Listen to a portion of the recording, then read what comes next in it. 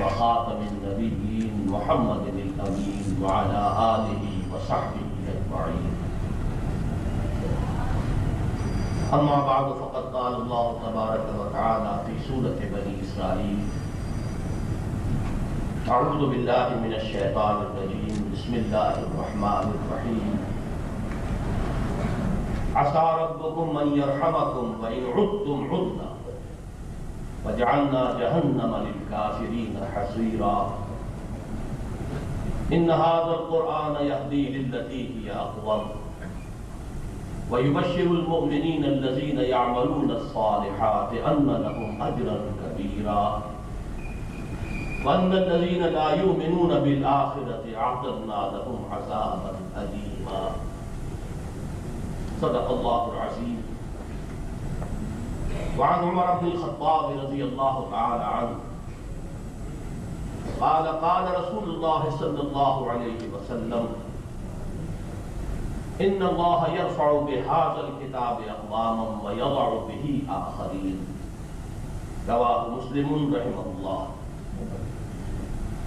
رب اشرح لي صدري ويسر لي أمري واحلل عقدة من لساني يفقهوا قولي. محترم غیر العابدین صاحب صدر انجمن خطاب القرآن سندھ، محترم سراج الحق سید صاحب سابق صدر انجمن، شیخ عبد المجید صاحب معتمد انجمن، اور محترم اور مکرم شیخ جمیل الرحمان صاحب روح روان انجمن، اور معزز حاضرین اور محترم خواتین، مجھے آج جس موضوع پر اظہار خیال کی دعوت دی گئی ہے وہ آپ کے علم میں ہے،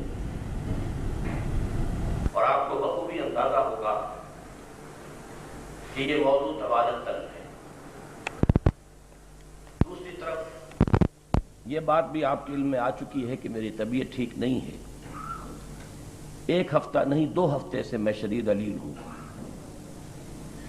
میرے بائیں شانے میں اور بائیں بازو میں بہت شدید درد ہے، اور اس وقت بھی بڑی مؤثر قسم کی ادویات کھا کر میں اس قابل ہوا ہوں کہ یہاں آپ کے سامنے کھڑا ہوں۔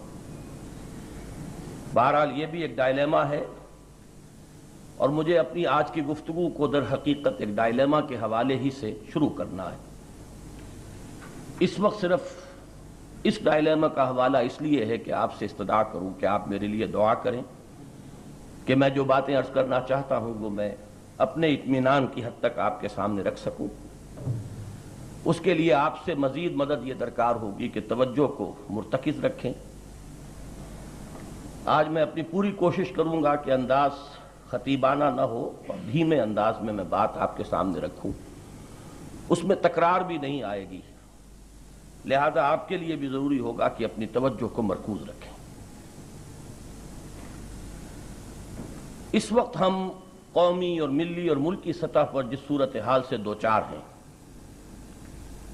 اور مسلسل 2-4 چلے آ رہے ہیں، اس کے لیے کوئی طویل مرثیہ خوانی کرنے کی بجائے میں یہ مناسب سمجھتا ہوں کہ کچھ عرصہ قبل غالباً ہمارا 41واں یوم استقلال تھا 14 اگست کو، تو ایک اداریہ اس روز لکھا ٹائمز آف لنڈن کے مدیر نے، اور اس نے ایک کنٹراسٹ شو کیا، ایک تضاد سامنے رکھا کہ میرا جو پیش رو تھا 40 سال قبل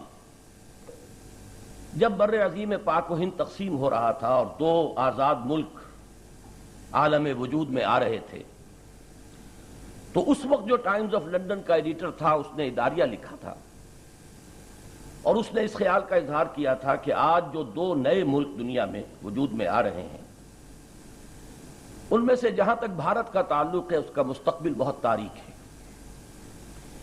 اس لیے کہ اس میں بہت سی قومیتیں ہیں، بہت سے مذاہب ہیں، بہت انتشار ہے، کوئی یونیفائنگ فورس موجود نہیں ہے، انہیں متحد رکھنے والا کوئی مشترک عنصر ہے نہیں، لہذا اس کا مستقبل بہت تاریک ہے۔ لیکن پاکستان کے نام سے جو ملک قائم ہو رہا ہے اس کا مستقبل بہت درشاں ہے، اس لیے کہ اس کے باشندوں کی عظیم اکثریت کو متحد کرنے والی قوت مذہب کی طاقت ہے۔ اور واقعہ یہ کہ اس وقت آپ 1945 سے 1947 تک کا جو ہندوستان کا جو سیاسی ماحول تھا اس کا اگر تصور کریں تو جس طرح ایک بنیاد مرصوص بن کر قوم کھڑی ہو گئی تھی، ظاہر بات ہے کہ اس وقت کا مدیر جو ہے وہ اسی تاثر کے ساتھ لکھ رہا تھا کہ اس قوم کے پاس چونکہ ایک یونیفائنگ فورس ہے، ایک نظریاتی قوت ہے کہ جو انہیں باہم متحد رکھ سکتی ہے، لہذا پاکستان کا مستقبل یہ بھی تھا کہ چونکہ اس کا تعلق جو ہے خصوصاً مغربی پاکستان کا وہ پورے ایک عالم اسلام کے ساتھ اس کا ربط قائم ہے، لہذا پاکستان کا مستقبل بہت روشن ہے، درخشاں ہے، جبکہ بھارت کا مستقبل بہت تاریک ہے۔ اب موجودہ مدیر لکھتا ہے کہ میں جب اب جائزہ لیتا ہوں تو مجھے صورتحال بالکل برعکس نظر آ رہی ہے۔ پاکستان کبھی کا دو لخت ہو چکا اور بڑی زبردست خونریزی کے بعد، اور جو بچا کھچا پاکستان ہے اس کے اندر بھی جو کیفیت اس وقت ہے، آثار جو ہیں اچھے نظر نہیں آ رہے، اگرچہ یہ الفاظ اس کے نہیں تھے، پروفیسر زائرین کے تھے کہ Pakistan is still in search of an identity۔ اسی کے لگ بھگ الفاظ اس نے بھی استعمال کیے تھے کہ پاکستان تو تاحال اپنے تشخص کی تلاش میں ہے، یہی معلوم نہیں ہے کہ میں ہوں تو کیوں۔ اور وہاں جس قسم کے اب اختلافات رونما ہو گئے ہیں تو یہ بچا کھچا پاکستان جو ہے اس کا مستقبل بھی بہت تاریک ہے۔ یہ میں سمجھتا ہوں کہ ایک غیر شخص کی زبان سے اپنا حال سن تو صحیح جہاں میں ہے تیرا فسانہ کیا، تو جو اس وقت کا ہمارا مسئلہ ہے وہ میرے سامنے بہت ہی اختصار کے ساتھ آ گیا، آپ کے سامنے بھی آ گیا۔ اس میں تفصیلات کا جتنا چاہے رنگ بھر لیں، جتنی چاہے مرثیہ خوانی کر لیں، جو کچھ اختلافات ہیں اور جو انتشار ہے اور جس قسم کے اندیشے ہیں اور جس قسم کے لوگوں کے ذہنوں کے اندر مستقبل کے بارے میں خدشات ہیں، میں ان کے تذکرے میں اب مزید وقت ضائع نہیں کرنا چاہتا اور اصل موضوع کی طرف آتا ہوں کہ اس کا سبب کیا ہے۔ ظاہر بات ہے کہ اہم ترین مسئلہ یہ ہے کہ ہم یہ تلاش کریں کہ اس کی وجہ کیا ہے۔ میں نے جتنا اس پر غور کیا ہے، میں نے ابھی ایک لفظ استعمال کیا تھا، ڈائلیما۔ میں یہ محسوس کرتا ہوں، میرا یہ تجزیہ ہے اور آج میں اپنے ایک کافی طویل عرصے کے غور و فکر کا نچوڑ ہے جو آپ حضرات کے سامنے مختلف اعتبارات سے اور مختلف پہلوؤں سے لانا چاہتا ہوں۔ پہلی بات یہ ہے کہ میرے نزدیک ہمارا جو قومی وجود ہے، نیشنل ایگزسٹنس پاکستان کا، وہ ایک ڈائلیما ہے، ایک عقدہ لا ینحل ہے، اور ہارنز آف ڈائلیما یہ ہیں، اس کے دو حصے یہ ہیں کہ ہم نے ایک ملک بنایا تھا جس کی کوئی بنیاد سوائے مذہب کے سمجھ میں نہیں آتی۔ جتنا تجزیہ کر لیجئے، جتنا کھود لیجئے، کرید لیجئے، معلوم ہوگا کہ اس کے لیے سوائے مذہب کے، اس کے استحکام کے لیے، اس کے وجود میں آنے کے لیے وجہ جواز کوئی نہیں تھی اور اس کے استحکام کے لیے کوئی اساس نہیں۔ جبکہ جب واقعات کی دنیا میں ہم آتے ہیں تو نظر آتا ہے کہ وہ مذہب اس وقت بھی جبکہ ہم نے یہ ملک قائم کیا تھا، اس مذہب کے ساتھ ہمارا حقیقی اور عملی تعلق کوئی زیادہ مضبوط نہیں تھا، اور اس کے بعد مسلسل جو وقت بھی گزرا ہے اس تعلق کے اندر کوئی بہتری کی صورت پیدا نہیں ہوئی ہے، بلکہ اور کہتری کی طرف ہمارا جو ترقی کی طرف جو قدم چلتا رہا اس میں اور کمی آتی چلی گئی اور بوجھ پیدا ہوتا چلا گیا ہے۔ یہ ہے در حقیقت ایک ڈائلیما ہے، ایک عقدہ لا ینحل ہے، اس کے یہ دو ہارنز ہیں۔ میں تھوڑی سی وضاحت کروں گا پاکستان کیوں قائم ہوا، اور جینیسس آف پاکستان پر بڑی بڑی کتابیں بھی لکھی گئی ہیں، بہت مفصل اس پر جو ہے لوگوں نے تھیسس اپنے ڈیولپ کیے ہیں، لیکن بہت اختصار کے ساتھ میں اپنی سوچ کی جو بہت ہی یوں سمجھیے کہ اس کا لب لباب ہے وہ آپ کے سامنے رکھ دوں۔ اگرچہ ہمارے سامنے پرابلم آتا ہے، کبھی حسین شہید سہروردی صاحب نے کہا تھا کہ پاکستان کے قیام کا سبب صرف معاشی تھا، مذہبی یا کوئی اور سبب جو ہے وہ در حقیقت اس کے قائم ہونے کی اصل بنیاد نہیں ہے۔ لیکن حسین شہید سہروردی صاحب کے بارے میں تو کہا جا سکتا ہے کہ وہ ایک متنازع شخصیت تھے۔ یہی بات بعد میں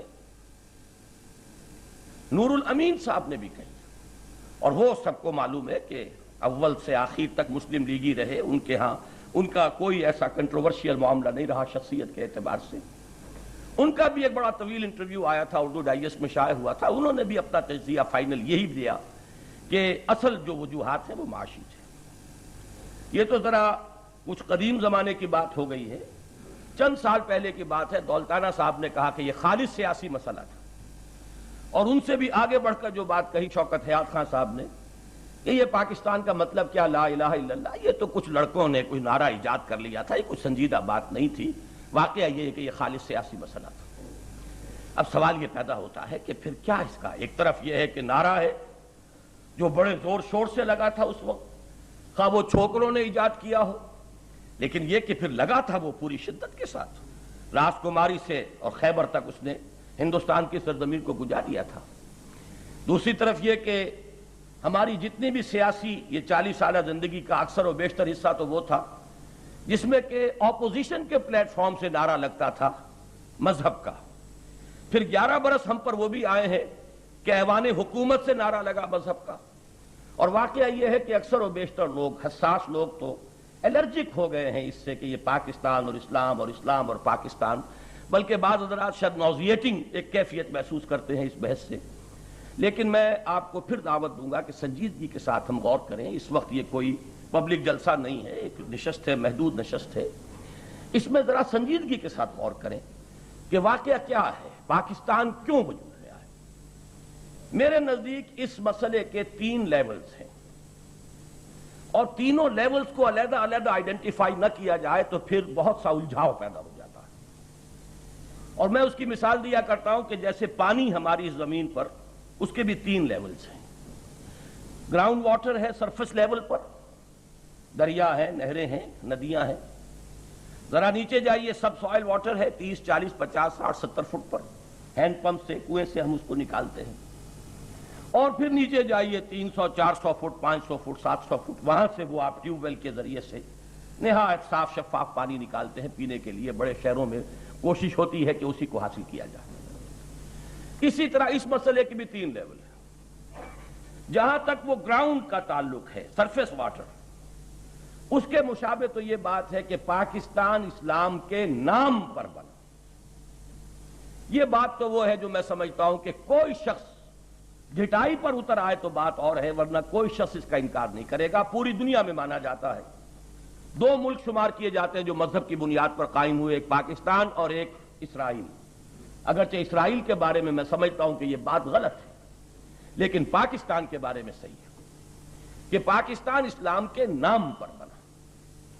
لیکن ذرا نیچے اتر کر اگر ہم یہ کوشچن پوز کریں کہ تحریک پاکستان کا اصل محرک کیا تھا، ریئل موٹیویشن، اصل موٹیویٹنگ فورس کون سی تھی، مذہبی تھی یا کوئی اور، میں سمجھتا ہوں کہ یہاں گنجائش ہے اختلاف کی.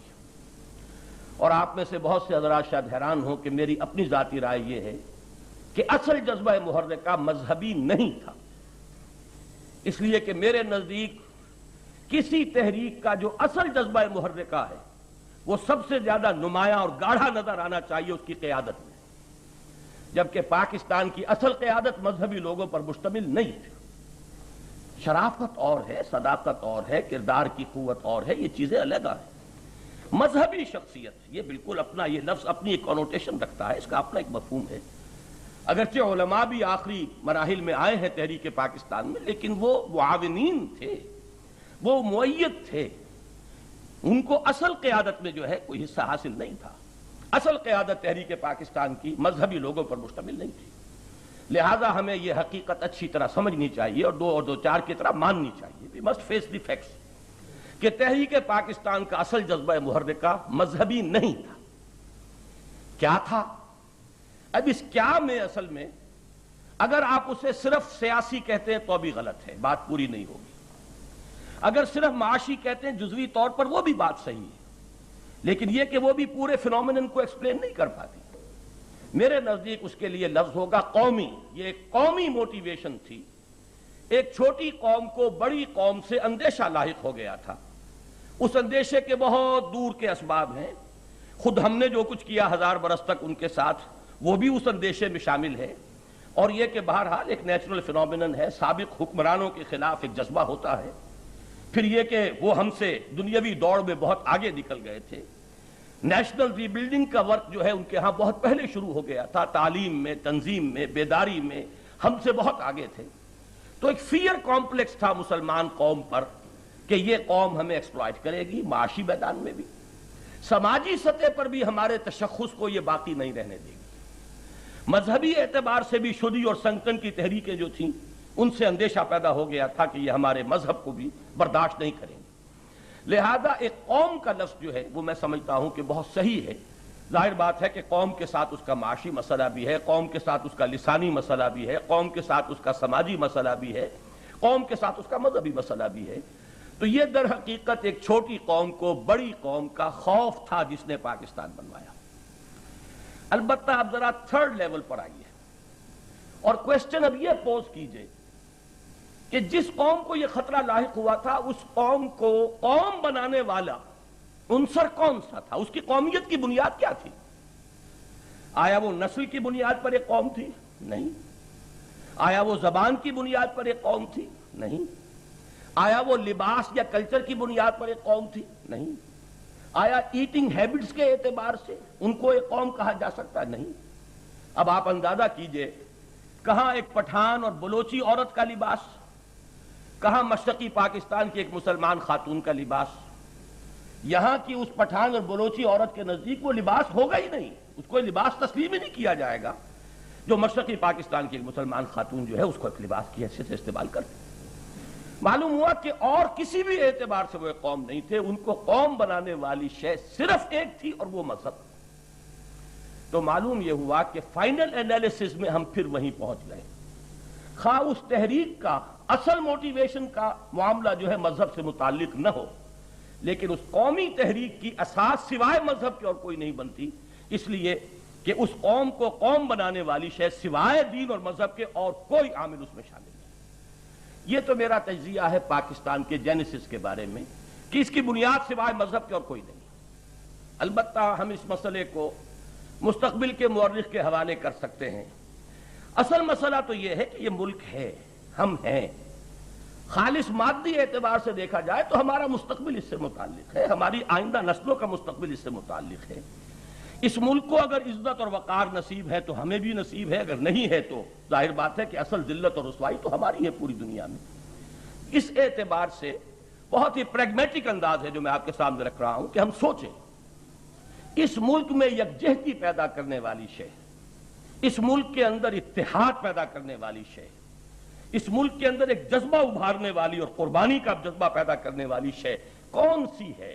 اس کے استحکام کی اساس کون سی چیز بن سکتی؟ اس میں بھی میرا ایک تجزیہ ہے. بعض حضرات نے میری کتاب کا مطالعہ کیا ہوگا، میں نے بڑی مفصل بحثیں کی ہیں استحکام پاکستان میں، اس کا خلاصہ اس وقت عرض کر رہا ہوں اس لیے کہ مجھے معلوم ہے کہ پڑھنے کی عادت ہماری قوم کی اب رہی نہیں ہے. یہ تو جو موقع مل گیا ہے تو اس وقت اس کا خلاصہ پیش کر دوں تو شاید آپ میں سے بعض حضرات اس کتاب کو پڑھنے کے لیے بھی آمادہ ہو جائے. میرا تجزیہ دیکھیے یہ ہے بہت ہی مختصر الفاظ میں کہ سب سے پہلا فیکٹر کسی ملک کے استحکام کے لیے ہوتا ہے تاریخی عامل. اگر کوئی ملک 5000 برس سے چلا رہا ہے، ایک ہی نام ہے اس کا، وہی حدود ہیں اس کی، تو ایک ہسٹوریکل سینکٹیٹی اسے حاصل ہو جاتی ہے، ایک تاریخی تقدس. اگر اس ملک کے ایک حصے پر یا پورے ملک پر کوئی اور دوسرا ملک قبضہ کر لے تب بھی اس ملک کا نام نہیں بدلتا، ملک وہی رہتا ہے. آپ کو معلوم ہے چین کے کتنے بڑے رقبے پر جاپان قابض رہا، لیکن وہ جاپان نہیں بنا، وہ چین ہی رہا. چین چین رہا، جاپان جاپان رہا، اور چین کے رقبے پر جاپان کو قابض مانا گیا. یہ اس لیے کہ ظاہر بات ہے 1000 سال سے جب سے ہمارا ڈاؤن آف ہسٹری ہے چین انہی حدود کے ساتھ ایک ملک کی حیثیت سے دنیا میں متعارف. یہی معاملہ ہندوستان کا ہے، یہی معاملہ مصر کا ہے. لیکن ظاہر بات ہے کہ پاکستان کو وہ سینکٹیٹی حاصل نہیں ہے. اسی کا سب سے بڑا مظہر تھا یہ کہ مشرقی پاکستانی ہم سے علیحدہ ہوئے اور انہوں نے نام بھی تبدیل کر دیا. کبھی آپ تقابل کیجئے، اس وقت بھی 2 یمن موجود ہیں دنیا میں، ان میں سے کوئی بھی اپنا نام چھوڑنے کے لیے تیار نہیں ہوگا. 2 کوریا موجود ہیں، کوئی اپنا نام چھوڑنے کو تیار نہیں ہوگا. نام کی ایک گڈ ول ہے، 2 بھائی مل کر کاروبار کرتے ہیں ایک نام سے، تو اگر علیحدہ ہو تو پھر اس نام کی ایک گڈ ول ہے جو اس کی قیمت ڈالی جاتی ہے. معلوم یہ ہوا کہ پاکستان کے نام کی کوئی گڈ ول نہیں تھی اور ہمارے مشرقی پاکستانی بھائیوں نے صرف علیحدہ ہونا نہیں ہے، علیحدہ ہونا ایک صدمہ تھا، لیکن یہ کہ انہوں نے نام بدلا ہے، یہ ہے در حقیقت اصل صدمے کی بات۔ انہوں نے ڈس اون کیا ہے، اس پوری تاریخ کو ڈس اون کر دیا جس کے نتیجے میں، اس جد و جہد کے نتیجے میں پاکستان وجود میں آیا تھا۔ انہوں نے وہ اپنا لیبل اتارا ماتھے سے اور خلیج بنگال کے اندر ڈال دیا، اس لیے کہ اس کی ابھی کوئی گڈ ول نہیں تھی۔ اسی کو میں کہہ رہا ہوں کہ وہ ہسٹوریکل فیکٹر جو ہے ہمارے بیک پر موجود نہیں ہے، اس لیے کہ ظاہر بات ہے کہ 60 سال پہلے پاکستان کا نام نہ کسی کتاب میں تھا، نہ کسی ایٹلس میں تھا، نہ کسی نقشے پر تھا۔ دوسرا فیکٹر، کسی ملک کو مستحکم کرنے والا جغرافیائی ہوتا ہے۔ اگر اس کی حدود جو ہیں، باؤنڈریز، نیچرل جیوگرافیکل باؤنڈریز ہوں، کوئی بڑا پہاڑ ہے، کوئی بہت بڑا دریا ہے، کوئی سمندر ہے، تو ظاہر بات ہے کہ ایک تحفظ حاصل ہو جاتا ہے۔ 1965 میں BRB کینال نے ہمیں بڑا تحفظ دے دیا تھا، چھوٹی سی نہر۔ اگر بڑا دریا ہو، بڑا پہاڑ ہو، وہ جو علامہ اقبال کی نظم ہے بانگ درا کی پہلی نظم اور پہلا شعر، اے ہمالا ہے فصیل کشور ہندوستان، چومتا ہے تیری پیشانی کو جھک کر آسمان، ایک فصیل تھی۔ لیکن یہ کہ اب اس اعتبار سے غور کیجئے تو پاکستان دیٹ واز، اصل پاکستان، وہ تو تاریخ کا ایک انوکھا تجربہ تھا جو ہم نے کیا۔ 1000 میل اپارٹ دو خطے، درمیان میں سمندر ہوتا تو کوئی بات نہیں تھی۔ ہاسٹائل ٹیریٹری، وہ ملک جس نے کہ ہمیں تسلیم ہی نہیں کیا، وہ درمیان میں ہے، اور بیچارہ مشرقی پاکستان 3 اطراف سے اس ملک میں گھرا ہوا تھا، صرف چوتھی طرف سمندر تھا، باقی 3 اطراف سے ہندوستان میں گھرا ہوا، کہیں کوئی نیچرل بیریئر نہیں، کوئی دریا نہیں، پیڈی فیلڈز ہیں چلے گئے ہیں، اگر تار بھی بعد میں لگی ہے ابھی 71 کے حادثے کے بعد، ورنہ خاردار تار بھی نہیں تھی، ادھر سے ادھر لوگ جا رہے ہیں۔ بہرحال اس کو چھوڑیے، وہ پاکستان دیٹ واز والی بات تھی۔ اب جو یہ ہے واٹ ریمینز آف پاکستان، ظاہر بات ہے کہ سب سے زیادہ اندیشہ ہمیں اس کی مشرقی سرحد سے رہتا ہے، اور وہاں کوئی نیچرل بیریئر موجود۔ پنجاب کے میدان ہم نے کاٹے، دریا بیچ دیے، دریا کاٹ دیے، جیسے کیک کاٹ دیا جاتا ہے ایسے کاٹ دیا۔ آپ اندازہ کیجئے وہ اکانومی اور ان دنوں میں جو مضمون آیا ہے نوائے وقت میں نظامانی صاحب کا، وہ تو جو لوگ بھول گئے ہوں حقائق کو، ان کی آنکھیں کھل جانی چاہیے کہ کتنا خوفناک ہے یہ مستقبل کا معاملہ، دریاؤں کا جو مسئلہ ہوا سندھ بیسن کا، اور اس کے نتیجے میں کیا مستقبل ہے ہمارا۔ اگر تو طاقت ہو اور قوت ہو اور اس سے ہندوستان ڈرا رہے تب تو بات دوسری ہے، ورنہ اگر ذرا سا بھی یہاں ضعف کا معاملہ ہو تو یہ تو صحرا بن جائے گا۔ جیسے کہ باریں پنجاب میں ہوتی تھی، نیلی بار اور گنجی بار اور ساندل بار اور تھل، وہ اسی طرح کے بارہ پنجاب کے اندر وہی باریں دوبارہ پیدا ہو جائیں گی۔ بہرحال کوئی نیچرل بیریئر نہیں۔ اس سے آگے آ جائیے، سندھ کے اندر ریگزار ہے، وہ سینڈ ڈیونز خود ادھر سے ادھر آ جاتے ہیں، تو وہ کسی اور کو کیا پروٹیکشن دیں۔ معلوم یہ ہوا کہ جغرافیہ بھی ہمارے پشت پر نہیں ہے۔ اب تیسری چیز کی طرف آ رہا ہوں، یہ ہے کوئی قومی جذبہ کسی لوگوں کے اندر اگر پیدا ہو گیا ہو، ایک قوم ہونے کا، یہ جذبہ یقیناً بہت بڑا ایک فیکٹر ہے۔ یہ تاریخ سے بھی لڑ لیتا ہے، جغرافیہ کو بھی شکست دے دیتا ہے، لیکن بشرطے کہ ہو۔ اس کے ضمن میں بھی جو میرا تجزیہ ہے، میں بالکل صاف صاف باتیں آپ کے سامنے رکھ رہا ہوں، میرا تجزیہ یہ ہے کہ پاکستانی قومیت کے نام سے کوئی شے نہ آج تک قائم ہو سکی ہے، نہ قیامت تک ہو سکتی ہے۔ یہ بات میں بہت سخت کہہ رہا ہوں، بہت کیٹیگوریکل سٹیٹمنٹ ہے۔ پاکستانی قومیت وجود میں نہیں آ سکتی۔ اس کا تصور رہے گا صرف آپ کے پاسپورٹ کے اوپر نیشنلٹی لکھی جائے گی پاکستانی، کبھی بھی یہ آپ کے جذبات کے ساتھ ہم آہنگی اس درجے میں اختیار نہیں کر سکے گی جس سے کہ قربانی کا جذبہ اندر سے ابھرتا ہے۔ یہ میری سوچی سمجھی رائے ہے، میں اس کے لیے جو حقائق ہے اور شواہد ہیں آپ کے سامنے رکھ رہا ہوں۔ آج کی دنیا میں بھی نیشنلزم کا سب سے پورٹنٹ فیکٹر نسل ہے۔ جرمن نیشنلزم آج بھی دنیا کا سب سے زیادہ قوی نیشنلزم ہے۔ ایک صدی میں 2 مرتبہ عالمگیر جنگوں میں تباہ و برباد ہو کر جس طرح ریکنسٹرکشن وہاں ہوئی ہے، کھڑا ہو گیا ہے، اور آج ہی بتا رہے تھے جواد صاحب ہی کہ اس وقت خوف محسوس کیا جا رہا ہے پورے یورپ میں، جرمنی کی جو اس وقت صنعتی ترقی ہے اس سے، اور یہ ایک احساس ہو رہا ہے پورے یورپ میں۔ تو اس قوم کے اندر ایک جذبہ ہے، we are a superior race. اسی پر ہٹلر نے جس کو اتنا بڑا ہنگامہ کھڑا کر دیا تھا۔ اور یہی بات جان لیجئے کہ یہودیوں کو جس چیز نے سسٹین کیا ہے تھرو ہسٹری، یہ ان کا نسلی جذبہ ہے۔ We are the chosen people of the lord, یہ ہے وہ تصور کہ جس نے انہیں برقرار رکھا ہے۔ پرسیکیوشنز جتنی ان کے ساتھ ہوئی ہیں تاریخ کے اندر، نیبوکڈ نظر کے ہاتھوں جو کچھ ہوا، ٹائٹس کے ہاتھوں جو کچھ ہوا، سیرینز کے ہاتھوں جو کچھ ہوا، اس صدی میں ہٹلر کے ہاتھوں جو کچھ ہوا، 40 ملین لوگ جو ہیں، یا 4 ملین یا 6 ملین یعنی 60 لاکھ یہودی جو ہیں ایکسٹرمنیٹ کیے گئے، جس کے لیے اسپیشل کیمپس لگائے گئے اور اسپیشل اس کے لیے جو ہے وہ بنائے گئے پلانٹس۔ اس کے باوجود ایک قوم کے اندر حرارت ہے، زندگی ہے، یہ ہے نسل کی بنیاد پر۔ اسی لیے میں نے کہا تھا اسرائیل اصل میں کسی مذہب کی بنیاد پر قائم ہونے والا ملک نہیں ہے، یہ زائنسٹ موومنٹ ایک ریشسٹ موومنٹ ہے۔ اس کو تو مذہبی قرار دے کر اصل میں ان کے مغربی دوست جو ہیں وہ انہیں پروٹیکشن دیتے ہیں۔ حقیقت میں سب سے بڑی ریشسٹ اور نسل پرست ریاست جو ہے وہ اسرائیل ہے، اس لیے کہ یہ تو مذہب ہی جو ہے وہ نسل پر قائم ہے، اور یہ نسل پرستی ہی کا جذبہ ہے کہ جو انہیں سسٹین کی۔ اب ظاہر بات ہے پاکستان میں تو کوئی ایک نسل نہیں ہے۔ ہمارے ہاں میں یہ کہا کرتا ہوں کہ ہندوستان جس سے کٹ کر ہم ایک ملک بنے ہیں وہ بھی قومیتوں اور نسلوں کی ایک کھچڑی ہے۔ ڈریویڈینز اس میں ہیں، ایرینز اس میں ہیں، مونگولائڈ اس میں ہے، سیتھینز اس میں ہے، پھر سیمیٹکس جو عرب آئے وہ سیمیٹکس ہیں، پھر ٹرکس ہیں، تمام اقوام جو ہیں ہندوستان میں بھی ہیں، اور ہندوستان میں تو کہیے کہ وہ ایک کھچڑی ہے، اور پاکستان میں کہیے حلیم ہے، اس لیے کہ یہاں تو ڈریویڈینز بھی ہیں، براہویز جو ہیں دے آر ناٹ بلوچ، وہ ڈریویڈینز ہیں، پھر بلوچ، ایرینز، یہ پنجاب کے اندر جاٹ ہوں، یہ سب کے سب کون ہیں؟ راجپوت اور جاٹ اور شیخ، یہ سب وہ ہیں جو ایرینز ہیں، آریائی ہیں، ان سے کنورٹ ہوئے، اور برہمنوں سے ہوئے، علامہ اقبال ان کے بھی انسسٹر جو ہے برہمن تھے۔ پھر سیمیٹکس ہیں، وہ علوی ہوں، صدیقی ہوں، عثمانی ہوں، سید ہوں، یہ سب کون ہیں؟ عثمانی ہوں، اسی طریقے سے فاروقی ہوں۔ تو معلوم یہ ہوا کہ نسل کی بنیاد پر کسی قومیت کا یہاں کوئی امکان نہیں۔ آگے آئیے، دوسرا اس وقت بھی دنیا میں سب سے زیادہ پورٹنٹ نمبر 2 فیکٹر جو ہے وہ ہے زبان۔ وہ زبان کے جو تحریک پاکستان کے دوران تو اردو بن گئی تھی پاکستان کی علامت، تحریک پاکستان کا ایک نشان، اس لیے کہ مقابلہ ہندی سے تھا۔ لیکن پاکستان بننے کے بعد آپ کو معلوم ہے کہ اسی مسئلے سے مشرقی پاکستان کا مسئلہ شروع ہوا۔ اردو کو ایک قومی زبان کی حیثیت سے ہمارے بنگالی بھائیوں نے تسلیم نہیں کیا، اور یہی بنگلہ نیشنلزم کی بنیاد بنا، بنگلہ بھاشا، اور اس کے بعد وہ بنگلہ دیش کی بنیاد بن گیا۔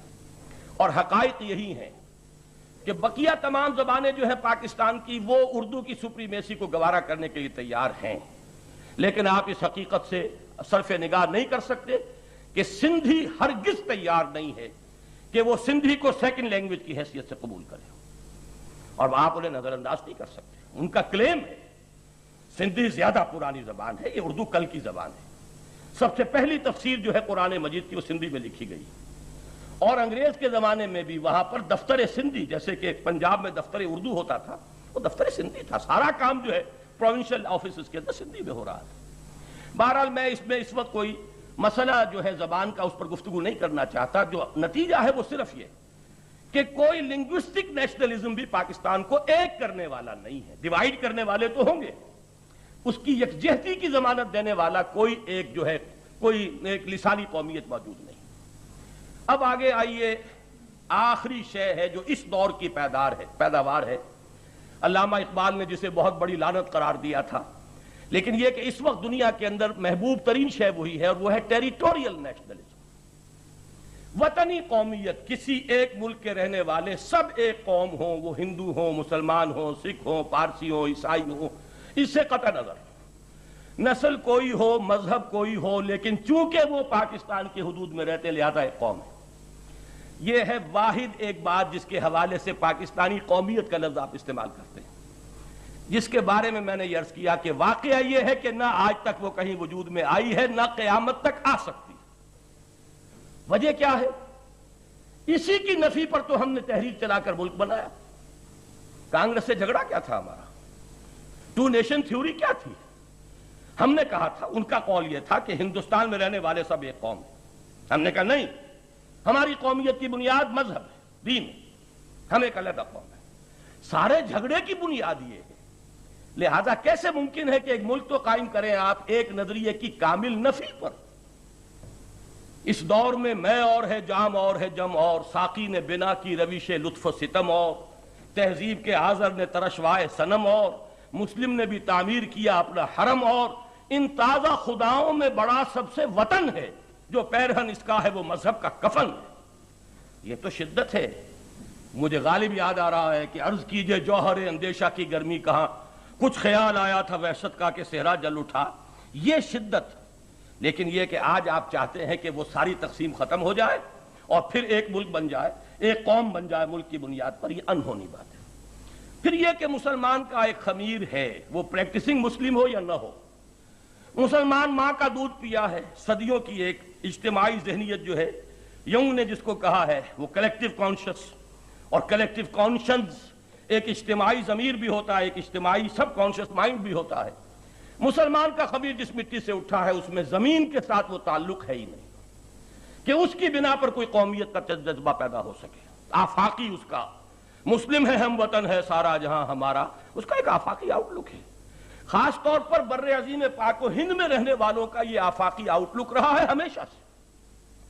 اس کی وجہ یہ بھی ہو سکتی ہے چونکہ یہاں کے مسلمان کسی اور بنیاد پر قوم بنتے نہیں تھے، لہذا ان کا جو ہے آؤٹ لک آفاقی رہا ہے۔ اس کی سب سے بڑی مثال یہ ہے کہ خلافت جب ترکوں نے ختم کی ہے تو اگر وہ مسئلہ تھا تو پورے عالم اسلام کا مسئلہ تھا، وہ صرف ہندوستان کے مسلمانوں کا مسئلہ تو نہیں تھا۔ لیکن تحریک خلافت چلی تو صرف ہندوستان میں چلی، اور اس زور شور کے ساتھ چلی کہ گاندھی جی اس میں شریک ہوئے۔ گاندھی کو نظر آ رہا تھا پولیٹیکل ڈیتھ، اور مسلمانوں کے ساتھ کبھی اشتراک نہیں ہو سکے گا کسی مہم میں اگر ہم نے اس وقت مسلمانوں کا ساتھ نہ دیا۔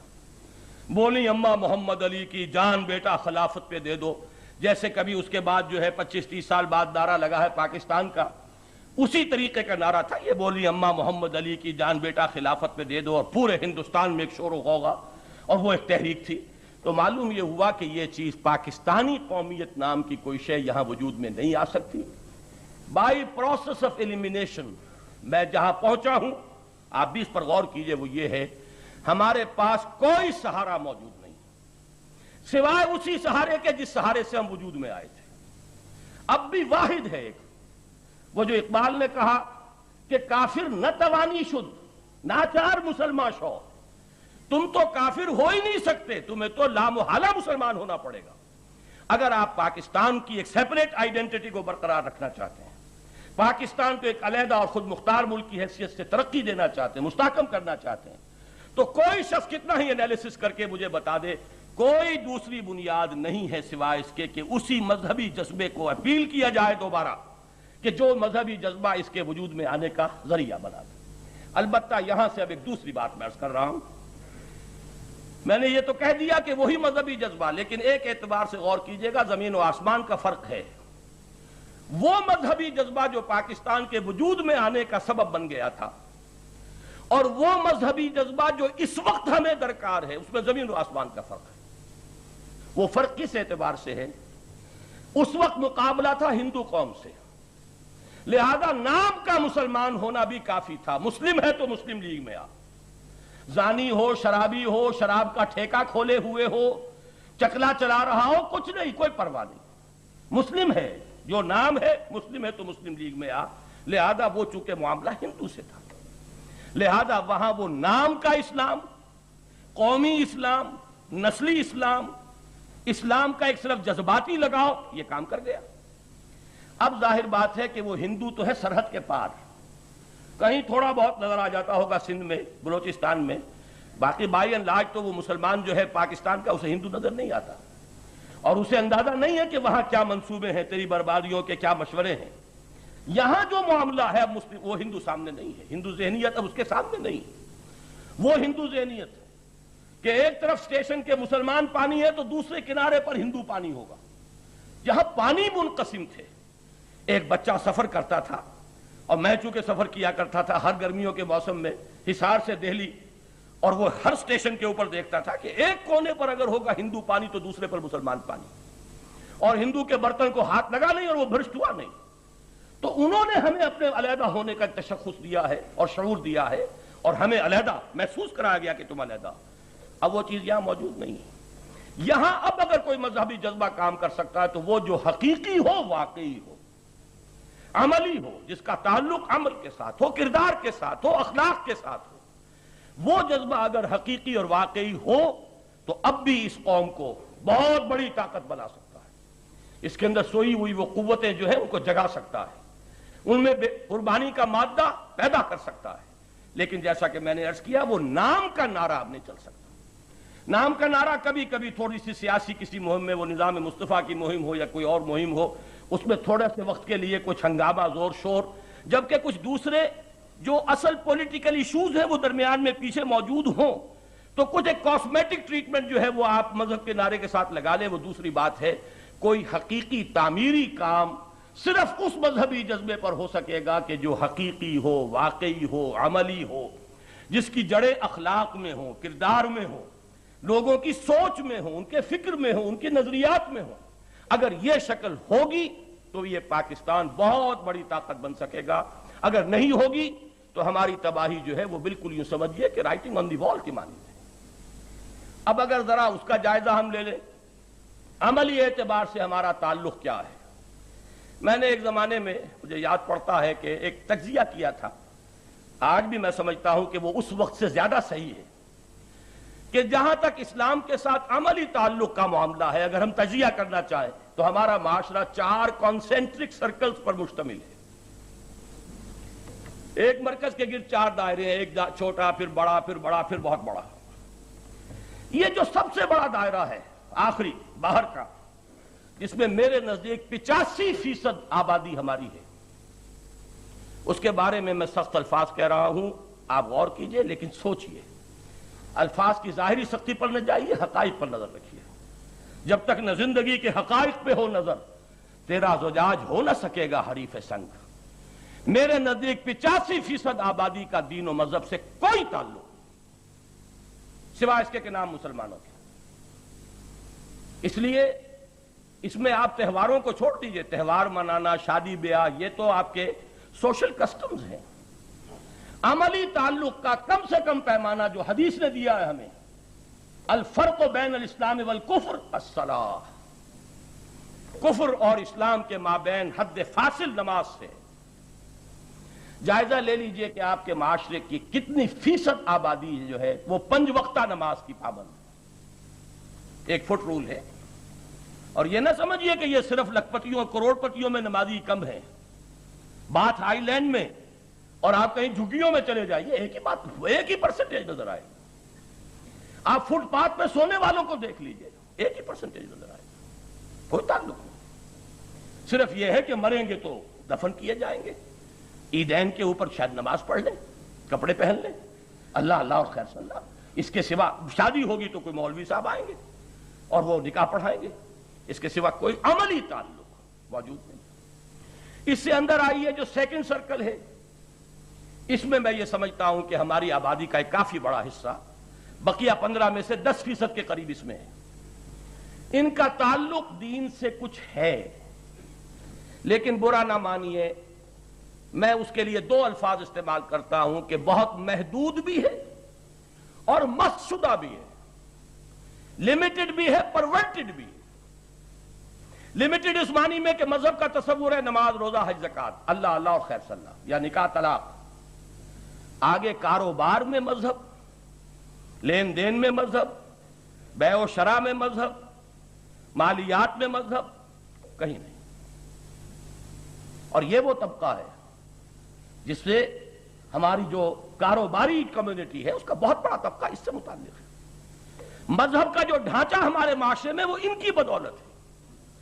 مسجدیں یہ بناتے ہیں، شاندار مسجدیں بنائیں گے، ان میں قالین یہ بچھاتے ہیں، ان کے لیے سارا جو بھی علماء کی خدمت ہے وہ یہ کرتے ہیں، لیکن یہ کاروبار کا معاملہ علیحدہ ہے، اس کا تعلق دین سے نہیں ہے، اس میں حلال اور حرام کی بحث ہی نہیں ہے۔ اگر ہے بھی تو کیا کریں، مجبوری ہے، حسابات ہیں تو غلط ہے۔ اب اس کے اسباب کیا ہیں اس کو چھوڑ دیجئے، ان کی جسٹیفیکیشن کتنی ہے، کتنی بھی جسٹیفیکیشن ہے، جب آدمی ایک غلط حلف نامے پر دستخط کرتا ہے اپنا غلط حساب دے کر اور ایفیڈیوٹ پر سائن کرتا ہے، گلٹی کانشنس تو اس کا ہو گیا، ضمیر تو آلودہ ہو گیا، اور ظاہر بات ہے کہ گلٹی کانشنس کے ساتھ دنیا میں کوئی کام نہیں کیا جا سکتا۔ یہ ہمارا وہ دوسرا طبقہ ہے۔ تیسرا طبقہ جو کہ مذہبی زیادہ لوگ ہیں، ان میں کچھ تعلیم یافتہ لوگ ہیں، مختلف اسلوب سے، کوئی علامہ اقبال کا پیغام، کچھ مولانا مودودی کی تصانیف، کچھ فلاں کی کتابیں، کچھ ان کا ایک جذبہ پیدا ہوا ہے، اسلام دین ہے، اسلام کی بالادستی ہونی چاہیے، بالا تری ہونی چاہیے، یہ سب کچھ ہے، لیکن اس کے لیے خود کچھ کرنے کو تیار ہو۔ ان کی اپنی ساری پرسوٹ بالکل دس ورلڈلی پرسوٹ، اپنے ڈرائنگ روموں کی سجاوٹ ہے، اپنی کاروں کے ماڈل ہیں، اپنے ٹی وی کے سکرینز کی لمبائی چوڑائی ہے، اس کی سوچ ہے۔ بہت اچھے اچھے کھانے جیسے ہم نے ابھی کھائے ہیں، اس کے بعد بیٹھ کر کچھ دین کی بات تھوڑی سی ہوتی ہے، بڑے درد کے ساتھ دین کا تذکرہ کیا جائے گا، لیکن معلوم ہوا تجزیہ کریں گے تو نظر آئے گا کہ خواہش یہ کہ یہ سب کچھ اور لوگ کر دیں، دین غالب ہونا چاہیے لیکن اور کوئی کر دے، ہم بڑے خوش ہو جائیں گے۔ اس کے لیے کوئی قربانی کو، اپنے آپ کو بدلنا، اپنی زندگی میں انقلاب لانے کے لیے تیار۔ آخری طبقہ بہت چھوٹا ہے، میں سمجھتا ہوں ہماری آبادی کا 5% سے زائد اس میں نہیں ہے۔ یہ وہ مذہبی لوگ ہیں، ایکٹیوسٹ ہیں، محنت بھی کرتے ہیں، جد و جہد کرتے ہیں، قربانیاں بھی دے رہے ہیں، لیکن ان کا سب سے بڑا المیہ آپس کا اختلاف۔ جتنے وہ ایفیکٹو ہو سکتے تھے اتنے بھی ایفیکٹو نہیں ہو سکتے۔ یہ ہے ہمارا انالیسس پاکستان کے مسلم معاشرے کا اسلام کے ساتھ عملی تعلق۔ تھوڑی سی جھلک میں آپ کو ایک اور دکھا دوں۔ اسلام کی بنیاد ہے ایمان۔ ایمان کے اعتبار سے ہمارا حال کیا ہے؟ حقیقی حال میرا تجزیہ یہ ہے، عوام الناس کے لیے ایمان ایک ڈوگما ہے، صرف ایک عقیدہ ہے جس کی پوٹلی بندھی ہوئی ان کے دماغ کے کسی ایک گوشے میں رکھی ہے، ان کی حقیقی ویلیوز کے ساتھ کوئی تعلق نہیں، اپنی زندگی کے اندر زندگی کی عملی اقدار کے ساتھ کوئی رشتہ نہیں اس کا، بس وہ ذہن کے ایک گوشے میں ہے، اللہ رسول کا نام ہے، سنا ہے۔ اور خواص میں برا نہ مانے، ایک طرف علماء کرام ہیں اور ایک طرف جدید تعلیم یافتہ لوگ ہیں۔ جدید تعلیم یافتہ لوگوں کا تو معاملہ وہ ہے اکثر و بیشتر کہ گلا تو گھونٹ دیا اہل مدرسہ نے تیرا، کہاں سے آئے صدا لا الہ الا اللہ۔ اور علماء کا حال بھی یقیناً ان میں بڑی سعید روحیں بھی ہیں اور بہت نیک لوگ بھی ہیں، انہی کے دم سے ہے کچھ یہاں پر روشنی اگر ہے۔ اکثر و بیشتر کا حال یہ ہے کہ سوائے پروفیشن کے اور کوئی تعلق ان کا نہیں۔ ان کے بھی قریب جا کر دیکھیے تو معلوم ہوگا وہی ویلیوز ہیں، وہی مادہ پرستی ہے، وہی تنخواہوں کے اور گریڈز کے چکر ہیں، وہی سیاست کے اندر، مسجدوں کی سیاست کے اندر بھی وہی کچھ ہو رہا ہے، وہی ٹریڈ یونینزم ہے مختلف طبقوں کے درمیان۔ معلوم یہ ہوا وہ زمانہ آ چکا ہے۔ میں نے ایک حدیث اب آپ کو سنانے لگا ہوں۔ حضور نے فرمایا یوشک ان یاتی علی الناس زمان لا یبقى من الاسلام الا اسمه ولا يبقى من القرآن الا رسمه مساجدهم عامرة وهي خراب من الهدى علماؤهم شر الناس تحت ادیب السماء من عندهم تخرج الفتنة وفيهم تعود او كما قال صلی اللہ علیہ وسلم۔ اس کا اندیشہ ہے کہ لوگوں پر ایک زمانہ وہ بھی آئے گا کہ اسلام میں سے اس کے نام کے سوا کچھ نہیں بچے گا، اور قرآن میں سے رسم الخط کے سوا حروف رہ جائیں گے، معنی نہیں ہوں گے۔ اور مساجد آباد تو بہت ہوں گی، عالی شان، ایک سے ایک عالی شان مسجد، وہی خراب من الہدی، ہدا سے خالی، ہدایت سے خالی ہوں گے۔ اور ان کے علماء، میں سب کے لیے نہیں کہہ رہا، علماء حقانی ہر دور میں رہے ہیں اور رہیں گے، لیکن سوال تو یہ ہے کہ حکم الاکثر حکم الکل۔ اکثر کے نزدیک وہ پروفیشن ہے، ایک پیشہ ہے، پیشے میں عیب نہیں رکھیے نہ فرحات کو نام، اس کی اپنی کچھ ریکوائرمنٹس ہے، پیشہ ورانہ کشمک ہے۔ الفاظ حدیث کے لرزا دینے والے ہیں کہ علماؤہم شر الناس تحت ادیم السماء، آسمان کی چھت کے نیچے بدترین مخلوق علماء ہوں گے۔ من عندہم تخرج الفتنہ، ان کے پاس سے، ان کے حلقے میں سے فتنے برآمد ہوں گے۔ وفیہم تعود، انہی میں لوٹ کر چلے جائیں گے، فتنے اٹھائیں گے بھی، یہ فتنوں کو پروان بھی وہی چڑھائیں گے۔ یہ ہے ٹو ہارنز آف ڈائلیما۔ ملک ہم نے بنایا جس کی اساس اور جس کا مستقبل، جس کا استحکام سوائے اسلام کے اور کسی شے سے ہے نہیں۔ حقیقت اسلام اور ایمان کے ساتھ جو ہمارے تعلق کی ہے وہ میرے مشاہدے میں یہ ہے۔ میں محسوس کر رہا ہوں کہ میں نے آپ کو خاصا مایوس کیا ہے اور بڑا ہی تاریک رخ جو ہے آپ کے سامنے رکھا ہے۔ اب میں چند منٹ لوں گا آپ کے ایک روشن رخ بھی آپ کے سامنے رکھ دوں۔ میں یہ کہا کرتا ہوں کہ فیکٹس آن دی گراؤنڈ کو جب میں دیکھتا ہوں، ذرا پانی دیجیے گا، یہ تو ہے فیکٹس آن دی گراؤنڈ جو میں نے ابھی آپ کے سامنے رکھے ہیں۔ جب فیکٹس آن دی گراؤنڈ کو میں دیکھتا ہوں تو شدید مایوسی تار ہوتی ہے، لیکن کچھ آسمانی اشارے ہیں وہ ہیں جو سسٹین کرتے ہیں میری امید کو اور میری ہمت کو بندھاتے ہیں۔ وہ آسمانی اشارے کیا ہیں؟ جو کہ بات بہت مختصر کرنی ہے، لہذا طویل بات کو میں سمو رہا ہوں بہت ہی مختصر بات میں۔ پہلی بات عقیدے کی کہیے، اسے بلائنڈ فیتھ کہیے، اسے اعتقاد کہیے، ڈوگما کہیے، لیکن مجھے چونکہ ایمان حاصل ہے محمد الرسول اللہ صلی اللہ علیہ وسلم پر، اور مجھے یقین ہے هو الصادق المصدوق، اور ان کی دی ہوئی یہ خبر ہے کہ ایک زمانہ آنا ہے کہ پورے عالم ارضی پر اسلام کا غلبہ ہوگا۔ حضور کی سری احادیث موجود ہے، وہ زمانہ آ کر رہے گا۔ حضرت مقداد بن اسود رضی اللہ تعالیٰ عنہ کی روایت ہے، حضور نے فرمایا کوئی گھر زمین پر نہیں رہے گا، نہ اینٹ گارے کا بنا ہوا اور نہ کوئی کمبلوں کا بنا ہوا خیمہ رہے گا۔ حضور نے دونوں کو کور کر لیا، سیٹلڈ پیپل جو گھروں میں رہتے ہیں، اور نومیڈک ٹرائبز جو اپنے خیمے لے کر گھومتے ہیں۔ نہ کوئی خیمہ بچے گا، نہ گھر بچے گا جس میں اسلام داخل نہ ہو جائے، اور اس کی دو شکلیں ہوں گی، بعز عزیز اور ذل ذلیل۔ یا تو اس گھر والے کے اعزاز کے ساتھ اسلام داخل ہوگا، وہ گھر والا اسلام لے آئے گا، اور نہیں تو اسے نیچے ہو کر رہنا پڑے گا، یوت الجزیۃ عن ید وہم صاغرون، گھر اس کا بھی جو ہے اس کے اسلام کے تحت آئے گا اگرچہ وہ خود مسلمان نہ ہو۔ معلوم ہوا کہ غلبہ اسلام ہو کر رہے گا۔ ایک اور حدیث میں ہے ابو داؤد کے کہ حضور نے فرمایا میرے لیے پوری زمین طے کر دی گئی اور مشارق و مغارب مجھے دکھا دیے گئے، اور جو جو حصہ مجھے دکھایا گیا وہاں میرا دین غالب ہو کر رہے گا۔ تو مجھے یقین ہے کہ وہ ہوگا، پہلی بات۔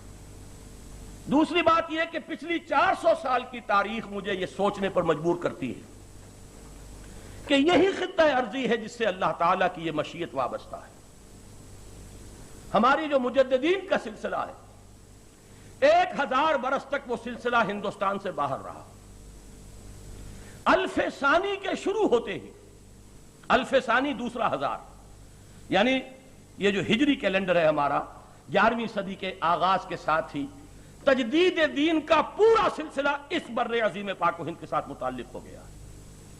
مجدد الف ثانی رحمت اللہ علیہ، شیخ عبد الحق محدث دہلوی رحمت اللہ علیہ، شاہ ولی اللہ جیسا اسکالر اور سوشل تھنکر، اور صرف ایک شخص جو یورپ کی پوری تحریک احیاء العلوم کے سطح پر اسلام کے علوم کا احیاء کرنے والا ہے اسی صدی میں، اسی ملک میں۔ پھر تمام تحریکیں جو اٹھی ہیں ان میں دور نبوی سے قریب ترین تحریک 13ویں صدی کی تحریک، شہیدین کی تحریک، سید احمد بریلوی، شاہ اسماعیل شہید رحمہ اللہ، اس کے جو بھی آثار اور ثمرات ہیں وہ ظاہر بات ہے اسی خطہ عرضی سے وابستہ ہیں، ان کا خون جذب ہوا ہے بالا کوٹ کی سرزمین میں۔ 14ویں صدی میں جتنے کام دنیا میں ہوئے ہیں ان کا جب آپ تقابل کریں گے، حضرت شیخ الہند کے پیمانے کی کوئی شخصیت پوری دنیا میں نہیں، کہیں نظر نہیں آئے گی۔ اسی طریقے سے علامہ اقبال کے معیار کی کوئی شخصیت پورے عالم اسلام میں نہیں، ان کا سکہ روا ہے پوری دنیا میں ایک مسلم تھنکر کی حیثیت سے۔ اسی طریقے سے احیائی تحریکوں میں جماعت اسلامی کی تحریک بہت اہم مقام رکھتی ہے، چنانچہ مانا ہے اخوان المسلمون کے جو بڑے بڑے لیڈر ہیں، سید قطب صاحب نے عدالت میں مانا ہے، مصری عدالت کے اندر، کہ میں نے ان سے فکری رہنمائی حاصل کی۔ پھر عالمی سطح پر جتنی بڑی تحریک یہ تبلیغی جماعت کی ہے، میرے علم میں کم سے کم نہیں ہے کہ پیمانہ جو ہے والیوم کے اعتبار سے اتنی بڑی تحریک کبھی چلی ہو۔ وہ تحریک جو ہے وہ بھی دلی کی ایک چھوٹی سی مسجد وہاں سے شروع ہوئی تھی، اور اس کا جو ہے پوری دنیا میں اس وقت جو ہے لوگ چل رہے ہیں۔ اور میرا اندازہ یہ ہے، میں ہو سکتا ہے غلطی ہو، کہ میں سمجھتا ہوں کہ ہر وقت اگر ہمارے پاس کوئی ذریعہ ہو کہ دیکھ سکے تو یہ جو گلوب ہے ہمارا، یہ روح ارضی کا، اس پہ کم سے کم 1 لاکھ افراد ہر وقت حرکت میں ہیں۔ یہ دوسری بات ہے کہ ان کا کانسیپٹ کیا ہے، وہ محدود ہے، یہ ان چیزوں کو چھوڑ دیجئے۔ میں ان تمام تحریکوں کو ایک پازیٹیو اینگل سے آپ کے سامنے رکھ رہا ہوں۔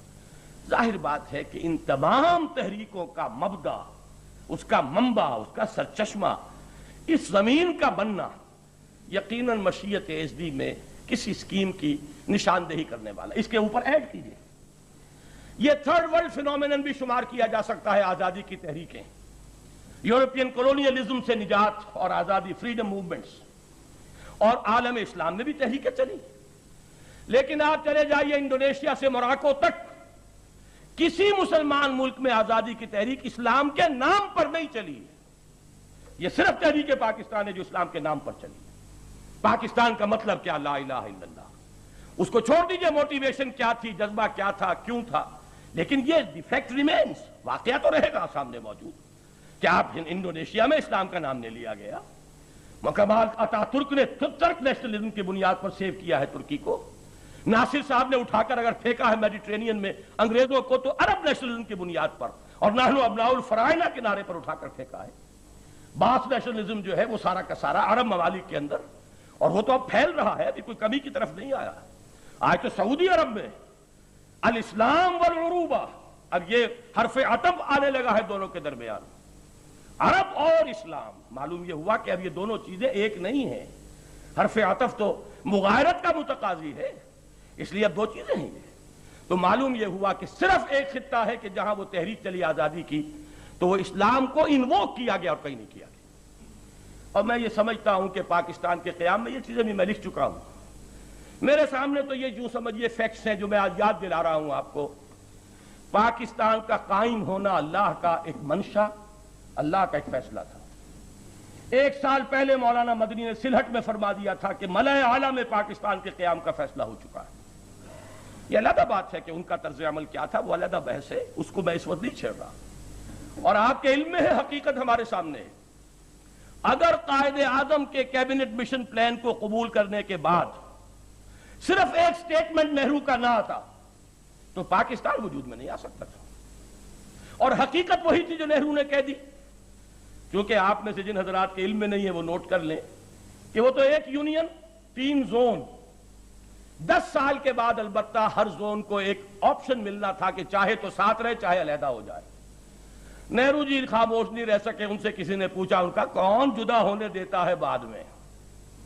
اسی کو پکڑ لیا قائد اعظم نے، ورنہ وہ مجبور ہو چکے تھے، کوئی اور راستہ نہیں تھا. انہیں نظر آ رہا تھا کہ انگریز تلا ہوا ہے، اگر ہم نے زیادہ ضد کی تو یونیلیٹرل ٹرانسفر آف پاور کر کے وہ چلا جائے گا اور پھر معاملہ سدھر نہیں سکے گا. لہذا یہ ان کی اسٹیٹمنٹ کی شپ کی میں سمجھتا ہوں کہ بہت بڑی علامت ہے. حالانکہ وہ بہت ضدی مشہور ہیں، بہت سٹبن، لیکن یہ کہ اس وقت انہوں نے لچک پیدا کی. پورے ہندوستان میں ان کی قیادت اس وقت جو ہے بہت زیادہ خطرے سے دوچار ہو گئی تھی، لیکن یہ ہے کہ انہوں نے مانا. البتہ جب نہرو کا سٹیٹمنٹ آیا پھر جم گئے، اب انہیں کوئی بلیم نہیں کر سکتا تھا. اگر خاموش رہتا نہرو پاکستان خود نہیں وجود میں نہیں آ سکتا تھا. اور حقیقت وہی تھی جو اس نے کہی. ایک دفعہ ملک قائم ہونے کے بعد کون علیحدہ ہونے دیتا ہے؟ اس کے بعد ایوب خان نے دوبارہ جوائنٹ ڈیفنس پلان جو ہے چاندی کی تشریح میں رکھ کے پاکستان کو پیش کر دیا تھا. جوائنٹ ڈیفنس کے معنی کیا ہے؟ آپ کو معلوم ہے بجٹ کا سب سے بڑا حصہ جو ہے وہ تو ڈیفنس پر ہوتا ہے. اس کا مطلب ہے کہ کامن بجٹنگ ہوگی. پھر فارن پالیسی کا تعلق ہے ڈیفنس کے ساتھ، اس کا مطلب ہے کامن فارن پالیسی بھی ہوگی. تو گویا کہ پھر ہم جا رہے تھے اسی کیبنٹ مشن پلان کی طرف. وہی نہرو نے ٹھوکر ماری ہے. جوائنٹ ڈیفنس اگینسٹ ہوم، اور اس نے تسلیم کرنے سے انکار کر دیا. اندرا گاندھی کا جملہ آپ کو یاد دلاتا ہوں. اس نے کہا تھا ہمارے بابا جان تو صوفی تھے، انہیں سیاست نہیں آتی تھی. عالم واقعہ میں واقعہ یہ ہے کہ تو نے اچھا ہی کیا دوست سہارا نہ دیا. مجھ کو لغزش کی ضرورت تھی سنبھلنے کے لیے. پاکستان کا وجود اگر ہمارے لیے خیر ہے تو اس خیر کا ایک بہت بڑا ذریعہ پنڈت نہرو بنے، جنہوں نے کیبنٹ مشن پلان کو اس وقت ٹارپیڈو کروایا اور اس کے بعد جوائنٹ ڈیفنس اسکیم جو ہے آفر، اس کو ریجیکٹ کیا. پھر سن 65 کی جنگ میں جو کچھ ہوا، سن 71 میں وہ حصہ ہم سے کٹ گیا. لیکن unilateral ceasefire Indira Gandhi کا under the orders of Moscow, اور وہ ہاٹ لائن پر نکسن کا پرو پاکستان ٹلٹ جس کو روتی ہوئی چلی گئی ہے دنیا سے اندرا گاندھی. اللہ تعالیٰ کی انگلیوں میں تمام انسانوں کے دل ہیں، وہ جدھر چاہتا ہے پھیر دیتا ہے. تو اگر یہ بچا ہوا بھی ہے تو یہ اللہ کی خصوصی مشیت سے بچا ہوا ہے. ورنہ حقیقت میں آپ سے عرض کر رہا ہوں، میرا تجزیہ یہ ہے، فال آف ڈھاکہ کے بعد زیادہ سے زیادہ 6 دن کی مار تھا پاکستان، ویسٹ پاکستان انڈیا کے لیے. ہمارا مورال پاتال میں تھا، ان کا آسمان پر تھا. ہماری 1 لاکھ کی نفری ان کی قیدی تھی. ہمارا بہت بڑا سامان اور اسلحہ ان کے قبضے میں آیا تھا. پھر اب وہ 2 فرنٹ کی بجائے 1 فرنٹ پر آتے. کماڑی میں کھڑے ہوئے جہاز کو وہ مار گئے تھے.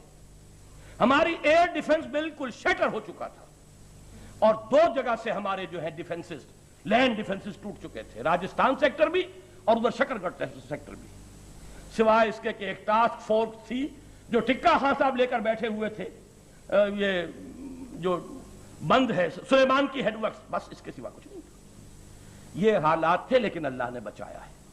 بہرحال میں یہ سمجھتا ہوں کہ یہ آسمانی اشارے انہیں سمجھ لیجئے، اللہ تعالیٰ کی کوئی مشیت ہے جو اس خطے کے ساتھ وابستہ ہے۔ یہ ملک بنا ہے تو یوں ہی نہیں بن گیا، قائم ہے ابھی تک تو یوں ہی قائم نہیں ہے۔ ان تمام تاریکیوں کے ساتھ جو زمینی حقائق کے اعتبار سے ہمارے سامنے آتے ہیں، یہ آسمانی اشارے بھی پیش نظر رہیں تو میں یہ سمجھتا ہوں کہ ایک بیلنسڈ ویو پیدا ہو جائے گا۔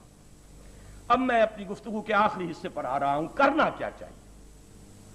یہ ساری گفتگو بیکار ہے اگر وہ کسی نتیجے پر منتج نہ ہو، اور وہ نتیجہ جو عملی ہو، جس کے لیے فیصلہ کریں۔